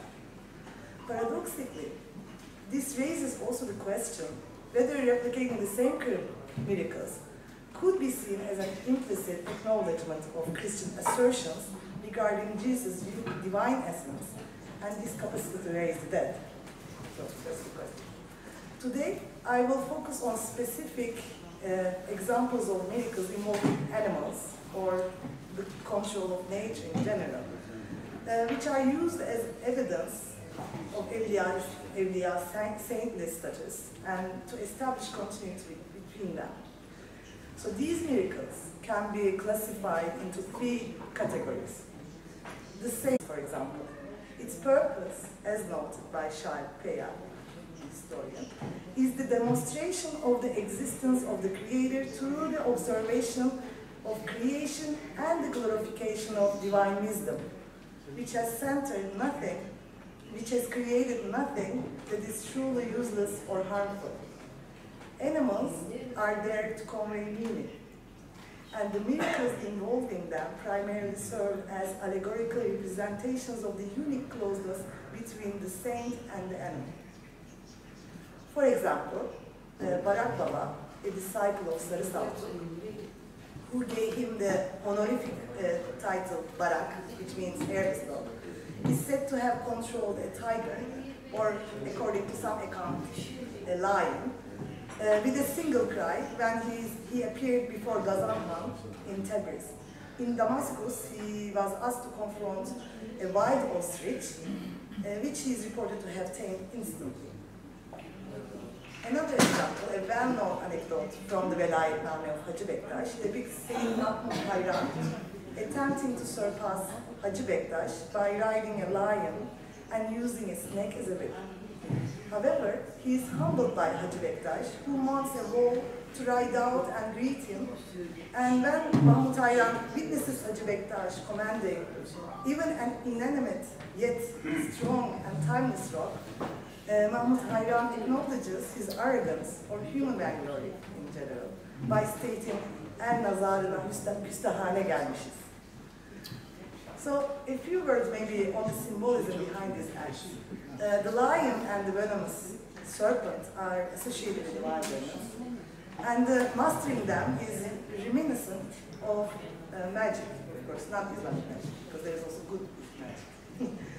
In contrast, the wall suggests a settled life and civilization, as also noted previously by Martin van Brunissen.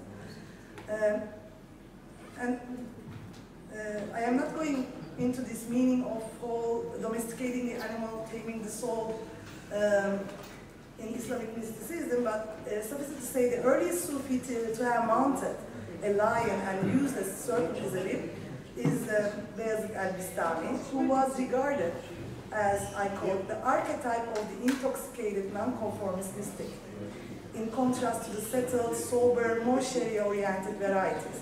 So therefore, Hacı Bektaş, with his convent of settled dervishes, has been interpreted as the representative of the mystics and holy men who have accepted integration with mainstream Muslim society based on this anecdote. And while Mahmud Hayran, accompanied by lions and snakes, symbolizes the mystics who reject such accommodation. So the motive of contest and competition between religions is a common topos in legends of conversion, as the Hindus has shown, and miracles that demonstrated control over forces of nature played a crucial role in convincing Christians to embrace Islam, as these miracles were seen as compelling evidence of the saints' proximity to God. The hagiographies I am studying constantly raise questions and doubts regarding the true nature of the protagonist's saintly character. He is often mistaken for being a cadı, a sorcerer, a sahir sometimes, as similar attempts to exert control over nature can be considered as a form of magic. In fact, several examples from the Saltukname describe various cadı figures associated with black magic, as they are mounting wild beasts such as winged lions and rhinoceroses and all sorts of weird creatures. Anyway, so by using snakes as their whip, these cadus are capable of bestriding animals, which are always at their disposal. So this raises again another question: what distinguishes a cadı, sahir, or a veli? When confronted with the same question voiced by the Christians in sources, Sarı Saltuk desperately tries to explain that what he does is not magic, but velayet. The miracle of our prophet, he says, bizim peygamberimizin mucizesidir. It is important to note that the emphasis is placed on the Prophet of Islam and his intermediary force, which enables Sarı Saltuk to perform miracles. However, another possible interpretation arises when considering the Saltukname within the 16th century context, because this is the earliest copy of the text that we have in hand, and it contains some anachronistic references. And if we read this anecdote on this layer, on the 16th century layer, it is possible that some keramets, once seen as evidence of proximity to God, began to be viewed differently in the 16th century. During this period, the concept of competition between saints seemed to have entirely disappeared, making way, as noted by Gottfried Hagen, for, I quote, his words, more scripture-oriented idea of sainthood, diverging from the association with so-called wilderness, aka nonconformist Islam. So, besides the theme of contest and competition between saints, perhaps as a result, various narrative devices also were employed in the sources to establish continuity among Muslim holy men. These include typically shrine visits, miracles encounters through visions and dreams, and replicating the miracles attributed to a saint is another effective tool of creative continuity. I would like to focus, to finish my talk, bear with me on one such example through which connections were established in various directions, I must say, which I will not have time to discuss extensively, but it's about the association of the dragon slaying legend to Sarı Saltuk. So, and this is how Sarı Saltuk, like Seyit Battal, became woven into the Bektashi oral traditions and served as a point of reference in a number of hagiographies in the account of his fight with Dragon. Previous studies have highlighted associations between Hacı Bektaş and notably the episode in the Vilayetname where Hacı Bektaş visits the shrine of Seyit Battal is followed by his encounter with Sarı Saltuk. And both Saltukname and the Vilayetnames claim that Sarı Saltuk was a disciple of Hacı Bektaş. These episodes were analyzed by Rıza Yıldırım previously, so I'm not going into that. What I want to say, the story of Sarı Saltuk's killing the dragon through the intermediary of Hacı Bektaş, sending Hızır to Sarı Saltuk's aid in the Vilayetname, is repeated in the Vilayetname, in many Vilayetname also, including the Vilayetname of Bambala. But while in the Saltukname the story is entirely different, and there is no mention of Hacı Bektaş or any other intermediary force, maybe referring to an earlier layer in this narrative, I'd say. So I would like to turn to a different direction for a minute and hopefully connect everything together, thanks to Sarı Saltuk, you helped me. The Byzantine epic, well-known epic, the Yeniz Akritis, and the Turkish warrior epics such as the Battalname and the Danişmentname, and the Saltukname would be the third cycle of this warrior epic genre in Anatolia and about. Anyway, so all these epics are highly informed by the frontier experiences which have developed around the region of Malatya and spread through, maybe through with the advance of the Turks and the circulation of the stories. Further, they spread through Amasya with the Danişmentname and then to the Balkans with the Saltukname, or at least these texts, trace those developments on these sites.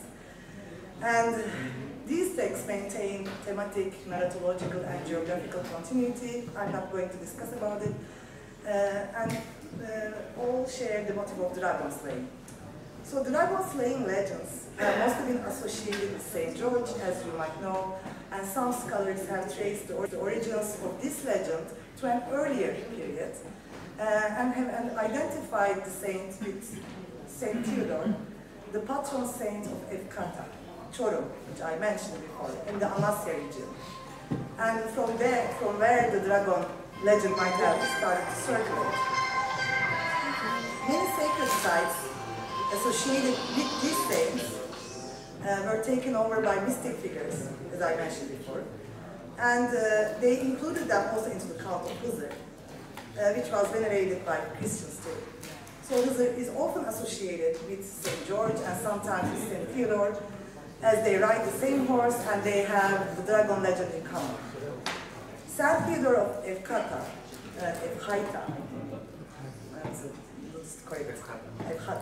is one of the so-called military saints, famous among soldiers for performing miracles during the Arab-Byzantine confrontations. St. Theodore, St. George, and St. Nicholas, they are all believed to answer the prayers of those whose relatives were taken captive by the Arabs, and they are prayed to ensure their safe return. So the earliest document about the dragon slaying, St. Theodore, depicts him as a soldier. He is believed to have smashed the Arab siege against the city by appearing in front of the gates, just like Mevlana Celaleddin Rumi, who is believed to have prevented the Mongol invasion in Konya in the same manner. So, according to Oyapol Pancaroğlu, the miracle of the dragon slaying became an accessory to the narrative intersection of otherwise unconnected, heroic, and holy figures. In this regard, the identification of Muslim holy figures with local legends and Christian saints can be seen as a conscious effort, which facilitated not only the transition into Islam, but also the way the new settlers adapted themselves to the country they have recently come to inhabit. Such efforts were also maintained through the transference of certain motifs and figures in various examples of Turkish heroic religious literature, creating historical as well as geographical continuity and thereby legitimizing the saintly status of Muslim holy men. To conclude, the emergence of new group identities in medieval Anatolia, whether centered around a charismatic figure like a Ghazi warrior or a Veli celebrated for miraculous deeds, is frequently facilitated through the narratives woven around the cult of this figure. This phenomenon resonates with Bruce Lincoln's instrumental perspective on me as a constitutive force in society. And in the case of Menakıb-names, believing in the keramets attributed to a saint generates collective sentiments that are pivotal in forging social cohesion within a group. The saint's ability to perform miracles not only serves as an indicator of divine selection, but also validates his followers' assertion of their social group's significance. Therefore, Menakıb-names are not merely a collection of motifs. They are invaluable sources that shed light on how these groups engage with their surroundings and establish their communal identities through interactions with others. While it's evident that patronizing efforts of the Balkan warlords in Anatolia can be viewed as a political statement, as some previous studies by Zeynep Yürekli and Hidlovi show. So connecting these Anatolian, their efforts focused on connecting the Anatolian Ghazi tradition with their activities in Romania. So I believe in that context, Sarı Saltuk played a central role as the link between these regions, and the dragon legend, in this context, serves as a narrative conduit, enabling the assimilation of local traditions and beliefs by Turco-Muslim communities through a multi-layered synthesizing process. Sarı Saltuk emerges as a pivotal figure, intimately connecting local Christian beliefs, Ghazi legends, and the Velayet Ramazan within the context of both Anatolia and the Balkans. Thank you very much for your attention.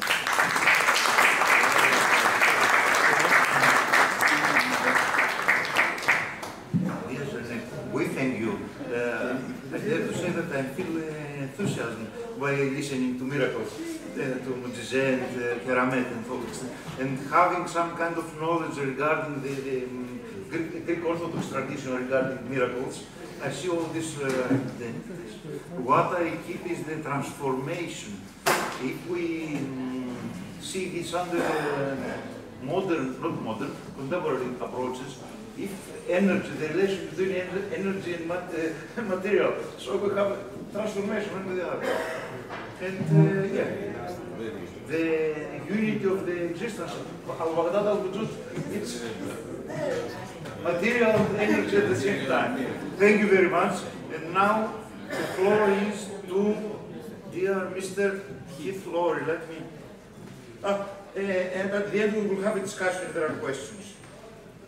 So let me please see how shall we connect this. I think, yeah.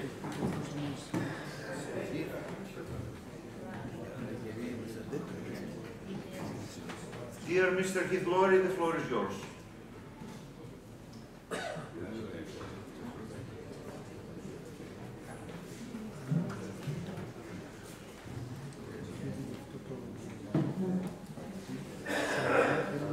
Now you can hear me. Yeah, thank you.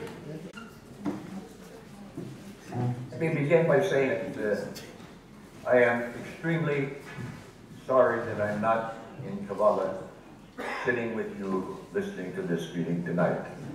2 years ago, when Anna Maria and I first began discussing this topic, I had every intention of being with you. That was during the COVID outbreak. I managed to escape COVID for 2 years. And now, the very week that I was coming to Kavala for this meeting, I managed to get a case of COVID. So while I'm unable to be with you in physical being, I'm certainly there with you in spirit. Tonight I want to talk about a subject that is directly related to the topics that have been discussed earlier this evening. And that is a question which is understudied by everything to do with the Bektashis, and that relates to some of the monuments that they have left. Specifically, I'm going to be talking about one monument that is in northern Greece. It's south of Iskeche, Zanti.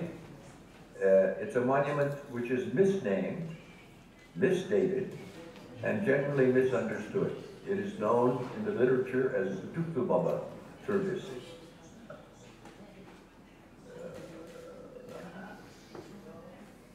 The location is about 10 kilometers west of Yanitsa, Yenijikarasu, and lying between Yanitsa and Kavala.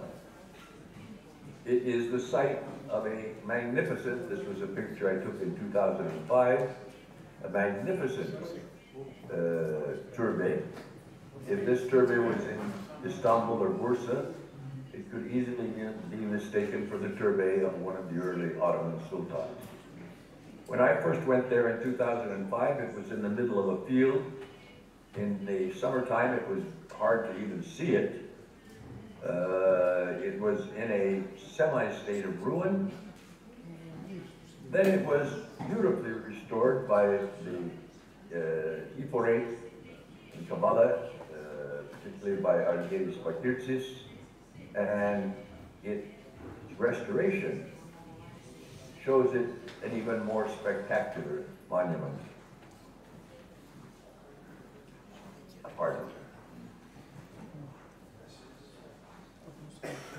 It is made of cut blocks of limestone.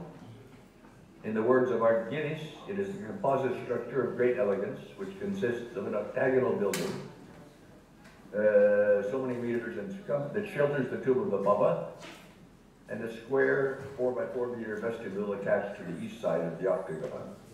The outside of the walls are constructed of brownish yellow limestone from the area of Mandra, cut into finely hewn rectangular blocks. The area of Mandra is about 10 kilometers south of the site.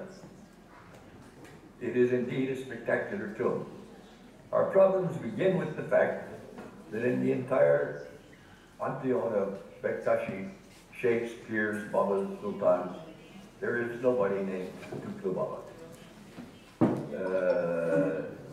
When I first decided to begin looking into this subject, I began looking at Ottoman archival documents, and I found that while there's nobody named Tuklu Baba, we do have some documents that give us a hint about what this name really means. In a 1557, 1558 Tahrir tax register, for the Kaza of Bora, the district of Bora or Boru, in Gulagini, at that time, Sketchy was not even a small village, everything was part of Gulagini, Komatini. There's a village named Kariye Kutuklu, the village of Kutuklu. A late 18th century document dealing with the appointment of a Zaviyadar, the keeper of the tomb, for the Kutuklu Haji Baba Zaviya in Yulajini. Yulajini, the Kutuklu Haji Baba Zaviya started in Temchi. This gives us our first clue that in fact the name Kutuklu is not the name of a person residing in the tomb, but rather a toponym. 1852 document appoints a sheikh to Kutuklu Haji Gedi Zaviya in Yulajini, and that is where it ends with the archival documents. Why is it known as the Kutuklu Baba Turkisi, or Teke? The first author to call it that was Ekrem Hakkı Ayverdi in his 1982 work. He published 2 photographs of what he called the Kutuklu Baba Zaviya and survey in the Yulajini village of Bolu. But he also pointed out that he had not seen it himself. These were photographs that an unidentified individual had sent to him. A second reference to it appeared in 1984 in a small work by a man named a Western Turkish Turk named Abdurrahman Dede. And the first serious work to describe it was in the pioneering work of Stratekinos Zekinis, 1988, on the Bektaşis in Greece. A local school teacher in Yulajini, in a work, a very important work actually, in 2003, Ismail Bıçakçı also called it Kutuklu Baba Exhibit again after Ayverdi.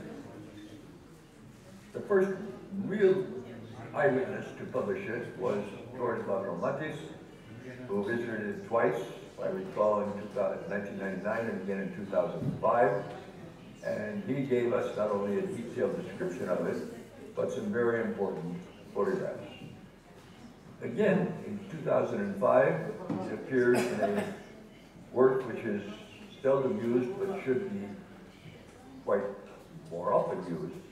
A work edited by George Sigaris, which was actually published by the Metropolitan of Zante and the Mufti of Zante on religious monuments in Zante, Sketche, and a work that includes 16 Bektashi sites in that area. I published it in 2008 with a number of photographs, and the same year, Argenis Pakirtsis, its restorer, published it. When Mavromatis visited in 1999, it clearly was a site revered by both local Muslims and Bektashis and local Christians. The Sanda of the saint on the left, the Christian site on the right. You can see on the left of that picture an icon of St. George, other icons, and a candelabra. When I visited in 2005 for the first time, the Muslim site had the Quran laying on top of the saint's tomb. The Christian site still had its candelabra, but no longer were there any icons. While it was being restored, this photo was taken in 2008. You see the backdrop of the Rhodope Mountains behind it. You also see, particularly in the photo on the right here, the really extreme care with which it had been constructed. The detail of the masonry work shows that this was certainly a major monument at the time it was built. We're still left with the question of when was it built and who was this individual misnamed Kutuklu Baba.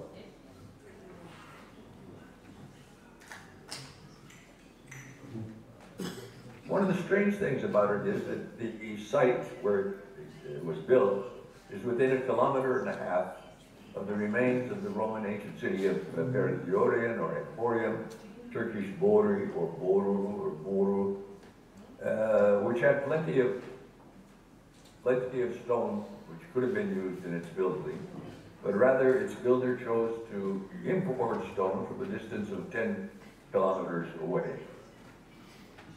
The clue to what it really is and was is found in a tax register, an Ottoman tax register, of Hijri 965, 1557, 58. There we see an extremely important note which says, Ismet Karani Dervishani Zavi Haji Baba Ki Yaka Pasha Odu Bali Bina Eidede.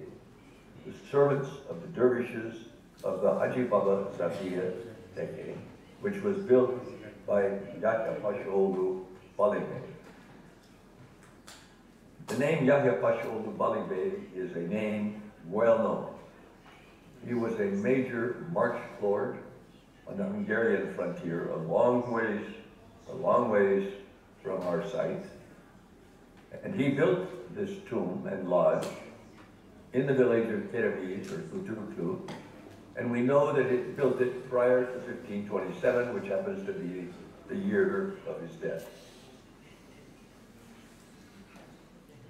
So from this, we know that the actual name of the site was not Kutuklu Baba Zaviyesi, but Haji Baba Zaviyesi. We know that its builder was Yahya Pasha Odu Bali Bey, and that it was built prior to his death in 1527. We have a series of documents documents relating to this Zawiya, which tell us that it was built, the properties that were alienated, earmarked on its behalf, were to be used for the Ayendi Ravendi, those who come and go, that is, travelers. They included various revenue sources from the nearby villages of Kerevice, a chiplik of 25 6-acre farm, windmills in the Lumajini village of Akbanar, and a note that these had been endowed to the Zawiya by Mehmet Bey, the son of Yahya Pasha. That is, a younger brother of Yahya Pasha, Bali Bey, the builder of our Haji Baba Zawiya. It specifically states that the aforementioned Zawiya is in the village of Kereviz, which is attached to Yenici Karasu, Zawiya Mezbur, Derekari Kereviz, Kabi Yenici Karasu. Kereviz is the present-day Turkish name for the village of Sinio, which is indeed the site of our turbine. An undated 18th century work, the Saiki Bektaşiyan, documents on the Bektaşis, provides the following on the history of our site. It says that the Kutuklu Haji Baba Zawiya, which is located in the land of Rumeli, in the district of Gulajini. The Saiki Bektaşiyan depicts a troubled history for the Haji Baba Zawiya, one in which control shifted back and forth between the Orthodox Bektashi and the Orthodox Kubriviye dervish rulers. Having begun, as the name Haji Baba implies, as a Bektashi Teke in the late 15th or early 16th century, in the 17th century it came under the control of the Kubriviyes. Then again, in the mid-18th century, the Bektashis regained possession, only to have it fall into the hands of an unscrupulous and unqualified sheikh, who managed to turn the properties of the foundation into his own private property. The result was a foundation with no real sources of income. In other words, it effectively ceased to exist as a functioning dervish lodge. The English traveler Edward Daniel Clark, who visited the area in the beginning of the 19th century, is the only traveler account I have found that actually describes the site. He says, about an hour's distance from the town, that is Yenici Karasu, we came to the dwelling of a Turkish saint. He lives in a little stone building near the road, which had more the appearance of a small ancient temple than of a modern structure. Opposite the door was a red flag, and below it a box to receive paras, small coins, as pious donations from passengers.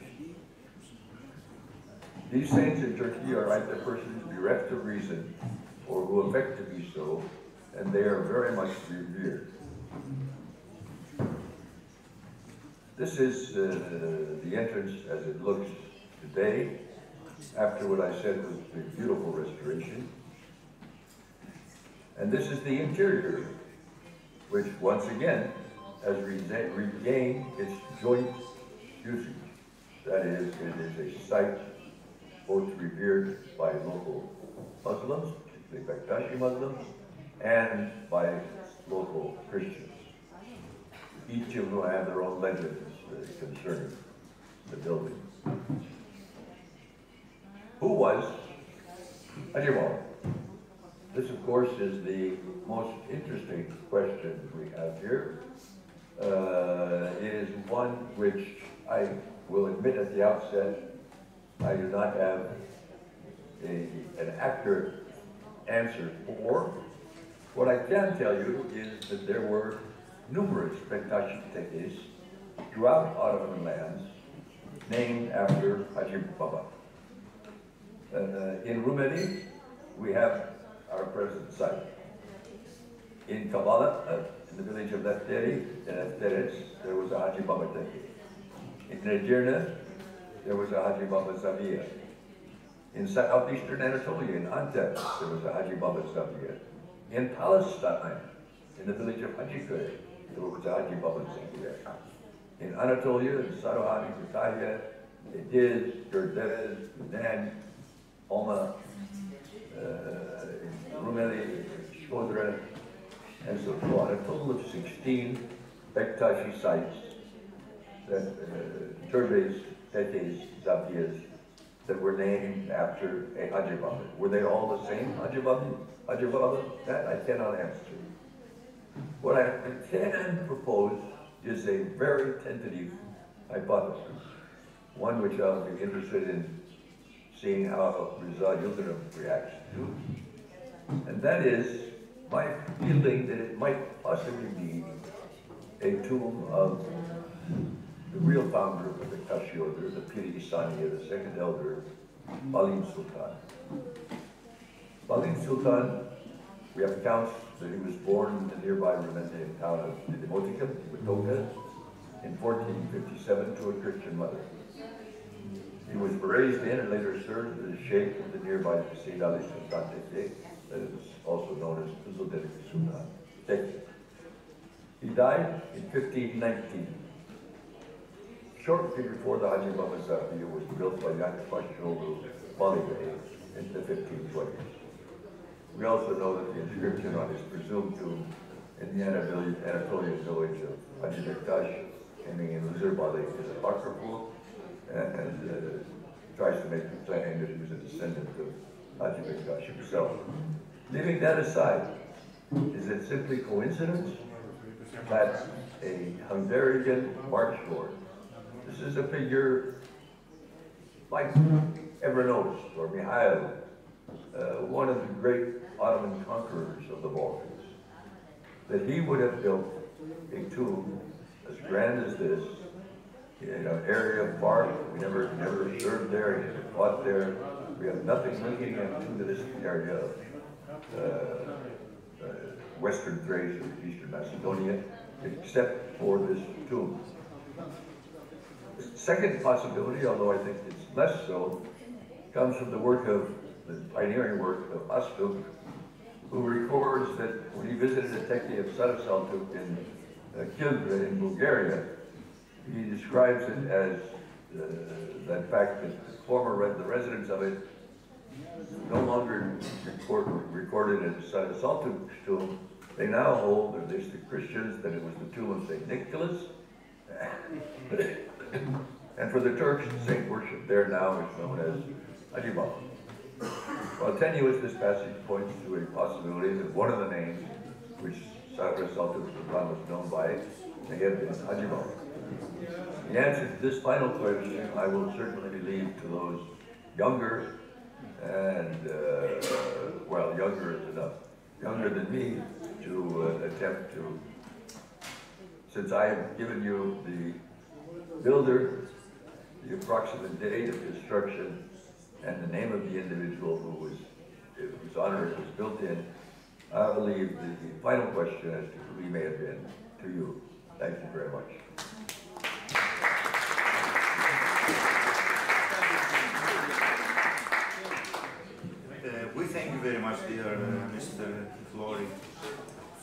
very interesting to listen to this presentation. Here is also Mr. Argyris Bakirtzis attending the presentation, and also... Please. Argyris is an old friend, so please give him my greetings. Oh yeah, he is listening there. And also Giorgos Mavromatis, who took these photographs some years ago. So let me ask you, start the circle of the questions, or let me share with you a thought of mine. The teke known as the teke, the turbet of Kütükül Baba, sits in the middle of nowhere. I mean, a turbet without a teke is rather rare. Yes, except for this fact. Yeah. The local Greeks of Selino don't suppose Kütükül Baba city. They call it Kütükül Baba Tekesi. Yes, because it was a teke, and in 1826, when the Bektashi tekes were destroyed, what was left was the turbe. Okay. And this was true in numerous other places as well. Yes, I know. The point is that in that turbe, we don't see, I didn't see, any kind of symbol which might indicate that it belongs to the Bektashi Tariqat. Neither a Teslim Tashi, nor a Teber, nor whatever you can imagine could be a Bektashi symbol. So I'm quite skeptical regarding if this actually is a Bektashi teke. And Zenginis also says that he names him Bektashi teke. But what I saw there is a performance of folk Balkanic Islam. Most probably by people so named gypsies, Çingene. I'm not sure. Look, we have no architectural monuments of this nature in stone built by the Roma. Yeah. Let alone in Western Thrace. What we do have is a march lord, a major early 16th century Ottoman conqueror in Hungary, who builds a Bektashi teke for Gulbakba in Hungary, and another here for this Haji Baba. Yes. So the idea that is not Bektashi seems to me it's possible. I've had doubts about this for a long time. I mean, when I first saw it, I was fascinated by it, but I was certainly troubled by the fact that there is no figure named Kütükül Baba that appears in any Bektashi literature, Also, there is in the area of Evros a small a place called Kütüklu, and there is also a Kütüklu Baba place here, but no historical elements there. Anyway, what I would like to say and stop here is that I didn't see any Bektashi symbols, and I saw outside the remains of the Kurban. It was the half-burned stones and the rope from the tree where the animal was skinned. So I think it's excuse me, that's an adakyeri.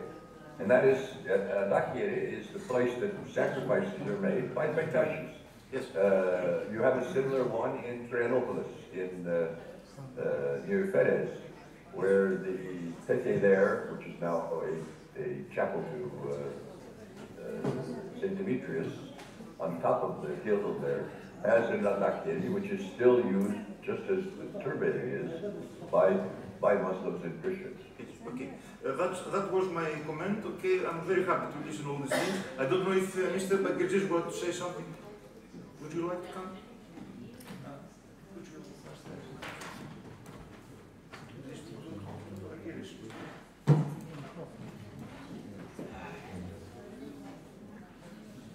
Γεια σου, Χιφ. He cannot see you. Από εδώ, Γύρι, έλα από εδώ. Γύρι, έλα από εδώ. Από εδώ και ας καθίσει. Ελάτε εδώ και καθίστε έτσι ώστε να σας βλέπει για να το βλέπετε. Now I must say at the outset that my entire friendship with Argyris is also based with Anna Masuria. He's always been our translator, so that's a lot. Σου έφερα τσιμπουρολέλη, πες οπότε σου αρέσει πολύ το τσιμπουρόλου. Κόψε στην Άννα, θα σου το δώσω. Since you're not here, I'm already beginning, so...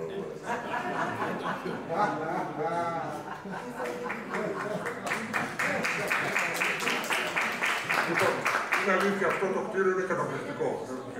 Είναι τόσο ωραίο και το δουλέψαμε με ένα πολύ καλό μηχανικό, τον κύριο Καμίλη. Εγώ είμαι αρχιτέκτονας. Πηγαίνουμε συνέχεια, είχαμε πολύ καλό εργολάβο από την Ξάνθη. Και έγινε πάρα πολύ καλή δουλειά. Αξίζει να. Δεν έχω να πω τίποτα γι' αυτό, αν ήταν Μπεκτασίλικος ή όχι. Αλλά θα σας πω κάτι που μου είχε κάνει πολύ εντύπωση. Πριν απ' όλα, ο τάφος ήταν τεράστιος. Αλλά ήταν και νοτάφιο. Δεν υπήρχε μέσα, δεν υπήρχε κόκαλα. Οι θωμνός είχαν φύγει και τα είχαν πάρει μαζί τους, δεν ξέρω. Ίσως από την αρχή ήταν και νοτάφιο. Και είχε ενδιαφέρον, ήταν χειμώνας και καθαρίζαμε το δάπατο, στον τάφο δίπλα. Και ξαφνικά ενώ έκανε πολύ κρύο, από τις άκρες του τάφου μπροστά βγήκαν δύο φίδια. Και σίγουρα από το κεφάλι του. Δεν ήταν σοβαρό, μας έκανε τρομερή εντύπωση. Ναι, όχι μέσα στον γράφο, την έδισα εγώ. Αν ήσουν εκεί μαζί. Όχι, το ξανασυνάντησα ως δική μου πίστη. Αλλού, μέσα στον γράφο. Είχα κάνει πάρα πολύ εντυπωσιακό. Αυτό τώρα είχα πω την αναστήλωση. Ένα μεγάλο πρόβλημα που είχαμε ήταν ότι το δάπατο του τουρμπέ ήταν αρκετά πιο χαμηλά από το φυσικό έδαφος. Οπότε μαζεύονταν τα νερά και κάλυπταν ένα μέτρο περίπου το τουρμπέ. Αλλά κάναμε πολύ ωραία, απομακρύναμε τα νερά, ελπίζω να έχει αποτέλεσμα. Do you understand what he says in Greek or in some translation? Well, Yildiz explained the situation between you and him when you were talking about the turbe. He also explained the story where he found the turbe many years ago. He talked about the restoration and the fact that he found two snakes when he heard. He says that he does not know if I'm translating correctly what he said, but maybe I do not. No, that's our duty. Don't worry about that. I do. And so you can continue and translate for him. He just wants to thank us. Thank you very much. If I wish you were here. I wish you were here. I'll see you soon. Bye-bye. Bye. Bye-bye.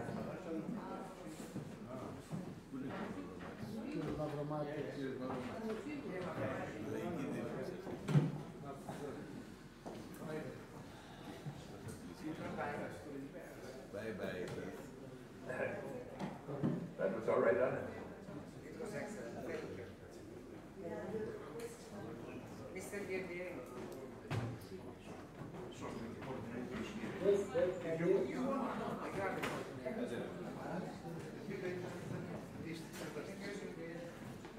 Okay. So here we are again.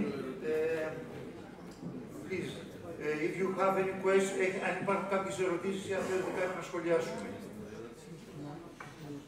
I'm interested if Riza has any comment. Yes, okay. Yes. Yeah, I mean, I would not say this person cannot be Balam Sultan, but also I would be cautious because we have so little about Balam Sultan, and most of the information we also some of them about Balam Sultan is coming from Babylonian sources which have been written in the 19th century. Yeah. So those Mankubas legends about his family, his mother, these are stories told by Babylonian people. We see them similar stories in Ahmet Rifat Efendi's book, and then John Birch heard those stories from Albanian, Bektaşilik, Niyazi Bedavara, and others. So we have this tradition there, on that branch. But in the meantime, as you have noticed, in the inscription it says, son of Resul Çelebi, son of Hacı Bektaş. That's an important source. And those, that Imam Defteri that I've used in the book says Damad Hacı Bektaş. For Kızıl, and his name is Kızıl Bali in the official document, by the way. Not Bali. Anywhere. If they're the same person. Yeah, These are all open questions to me. Yeah, me too. That's why I threw it out there. I don't know. I'm struck by the fact that there is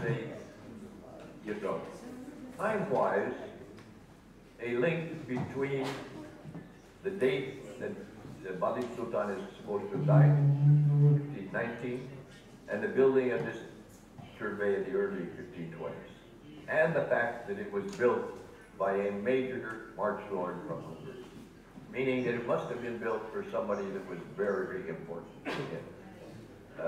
So that's why I left that question open. I don't know, but you're the guy who's going to answer this. I'm just raising the question for you. Thank you very much. I also can do, what we can do at this point of research, just raising right questions over useful questions, because for the answers, unfortunately, we don't have a lot of sources. Well, this was the most important thing I thought of your talk. The fact that you highlight the fact about not what we know, but what we don't know and what we don't have sources for.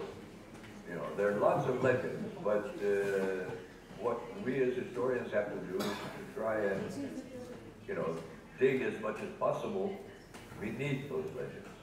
I mean, in the case of this Kutuklu Baba survey, it had been dated to the 17th century, 18th century, and it's only one two-line passage in a 16th century tapir there that pinpoints when it had to have been built and who built it. Yeah. I had earlier written that I thought it was built late 14th century by Evernote. I was wrong. Okay, thank you very much. Sorry, did I interrupt you? No. Okay. Are there any questions? Just there's a question. Yes, please. It's more like a remark. It's more like a remark. You have to turn it on. Is it on? I don't know. Just hit. No. The button, yeah? Yeah, that's not. What is it? I don't know when you visited in Xanthi, but we have two places that come here and they will see you and you can see them. And address them through this. Hi.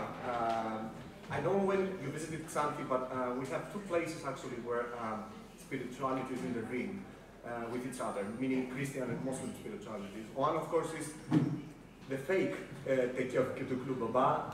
I only learned about the fakeness of the name today, and for many of us now in Xanthi, it will be quite some news to change the understanding of the space and how we present it. That this is not the grave of Kutuklu Baba, but there is also another monument in the mountains, the grave of St. George.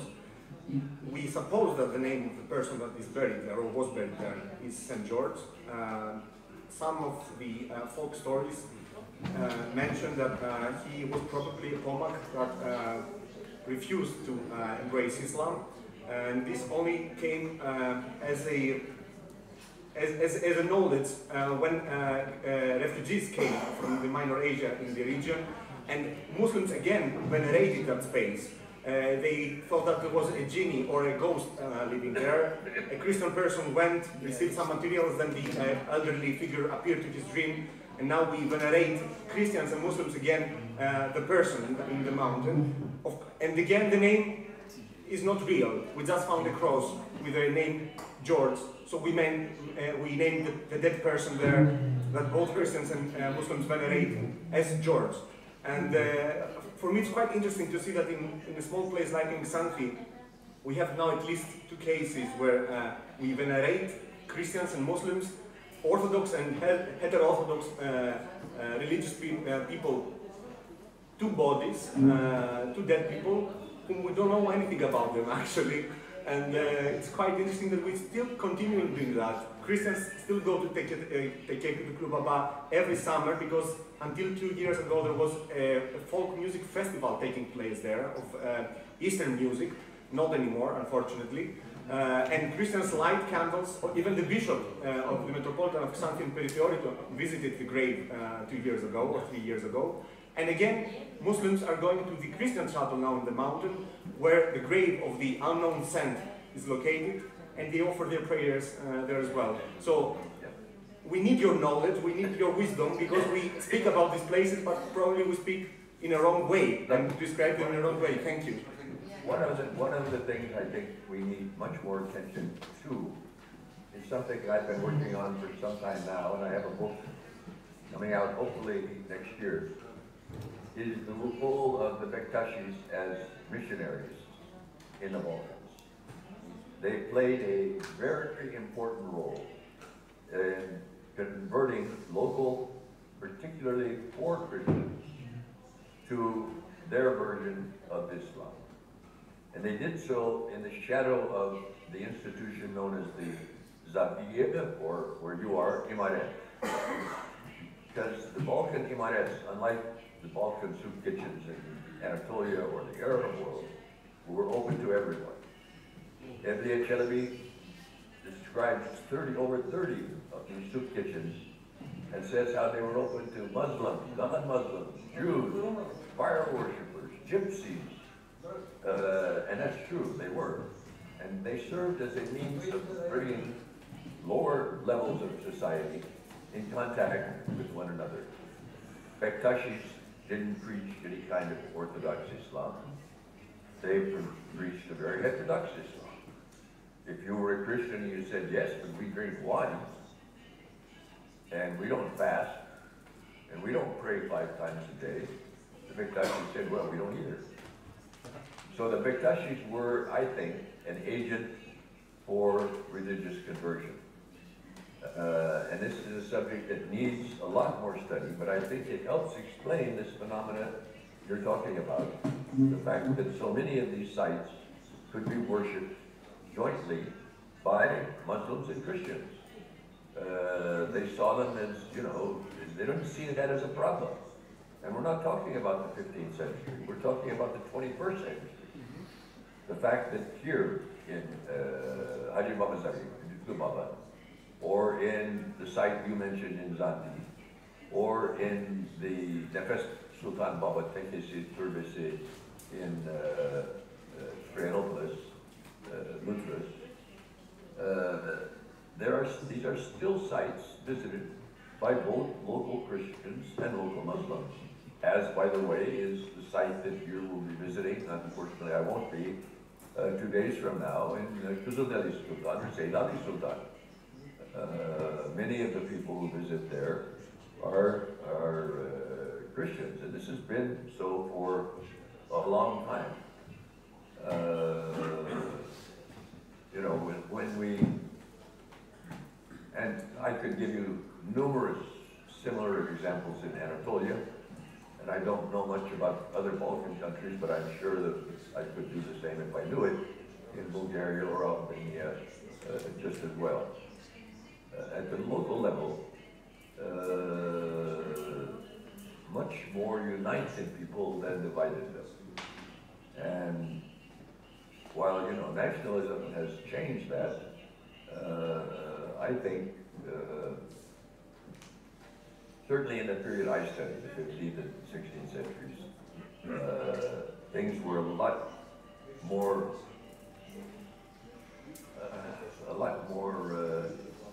interrelated as we see them today. Okay, thank you very much. Sorry for interrupting. That's fine. There is also another question. Yes, please. Yes. Thank you. I have a question for Zeynep. Zeynep, you mentioned the ability of the Menakib Name to make communities. And you also mentioned the role of these military stories. I was curious what you think the Menakib Name says about the Bektashi as a community, in terms of related to military symbolism, actions, and so forth. Thanks. I'm sorry if I understand correctly. If Menakib Name can be viewed as, I didn't understand. No, just one of your points was that you said that they help make community identity, they help bring people together. So I'm curious about the role of of these stories for the Bektashi as a military identity. And we know, of course, the axes are always present in the tekkes and so forth. So I'm curious how you would kind of see the relationship between these texts and this military aspect that is sometimes lost when we talk about Bektaşilik. Yes, that's an excellent question, which I don't know how to respond to really. I have to think about it, but I think all these menakibnam, some of them, they also feature these, warrior dervishes, and some menakibnames are not so distinct from this warrior epic genre as in the case of the Saltukname. And I'm sure if you look into it more, they must have a shaping role in this military. But I don't know how to respond to that, but it's a question. Thank you. Okay, we thank you all very much, and we hope to see you tomorrow.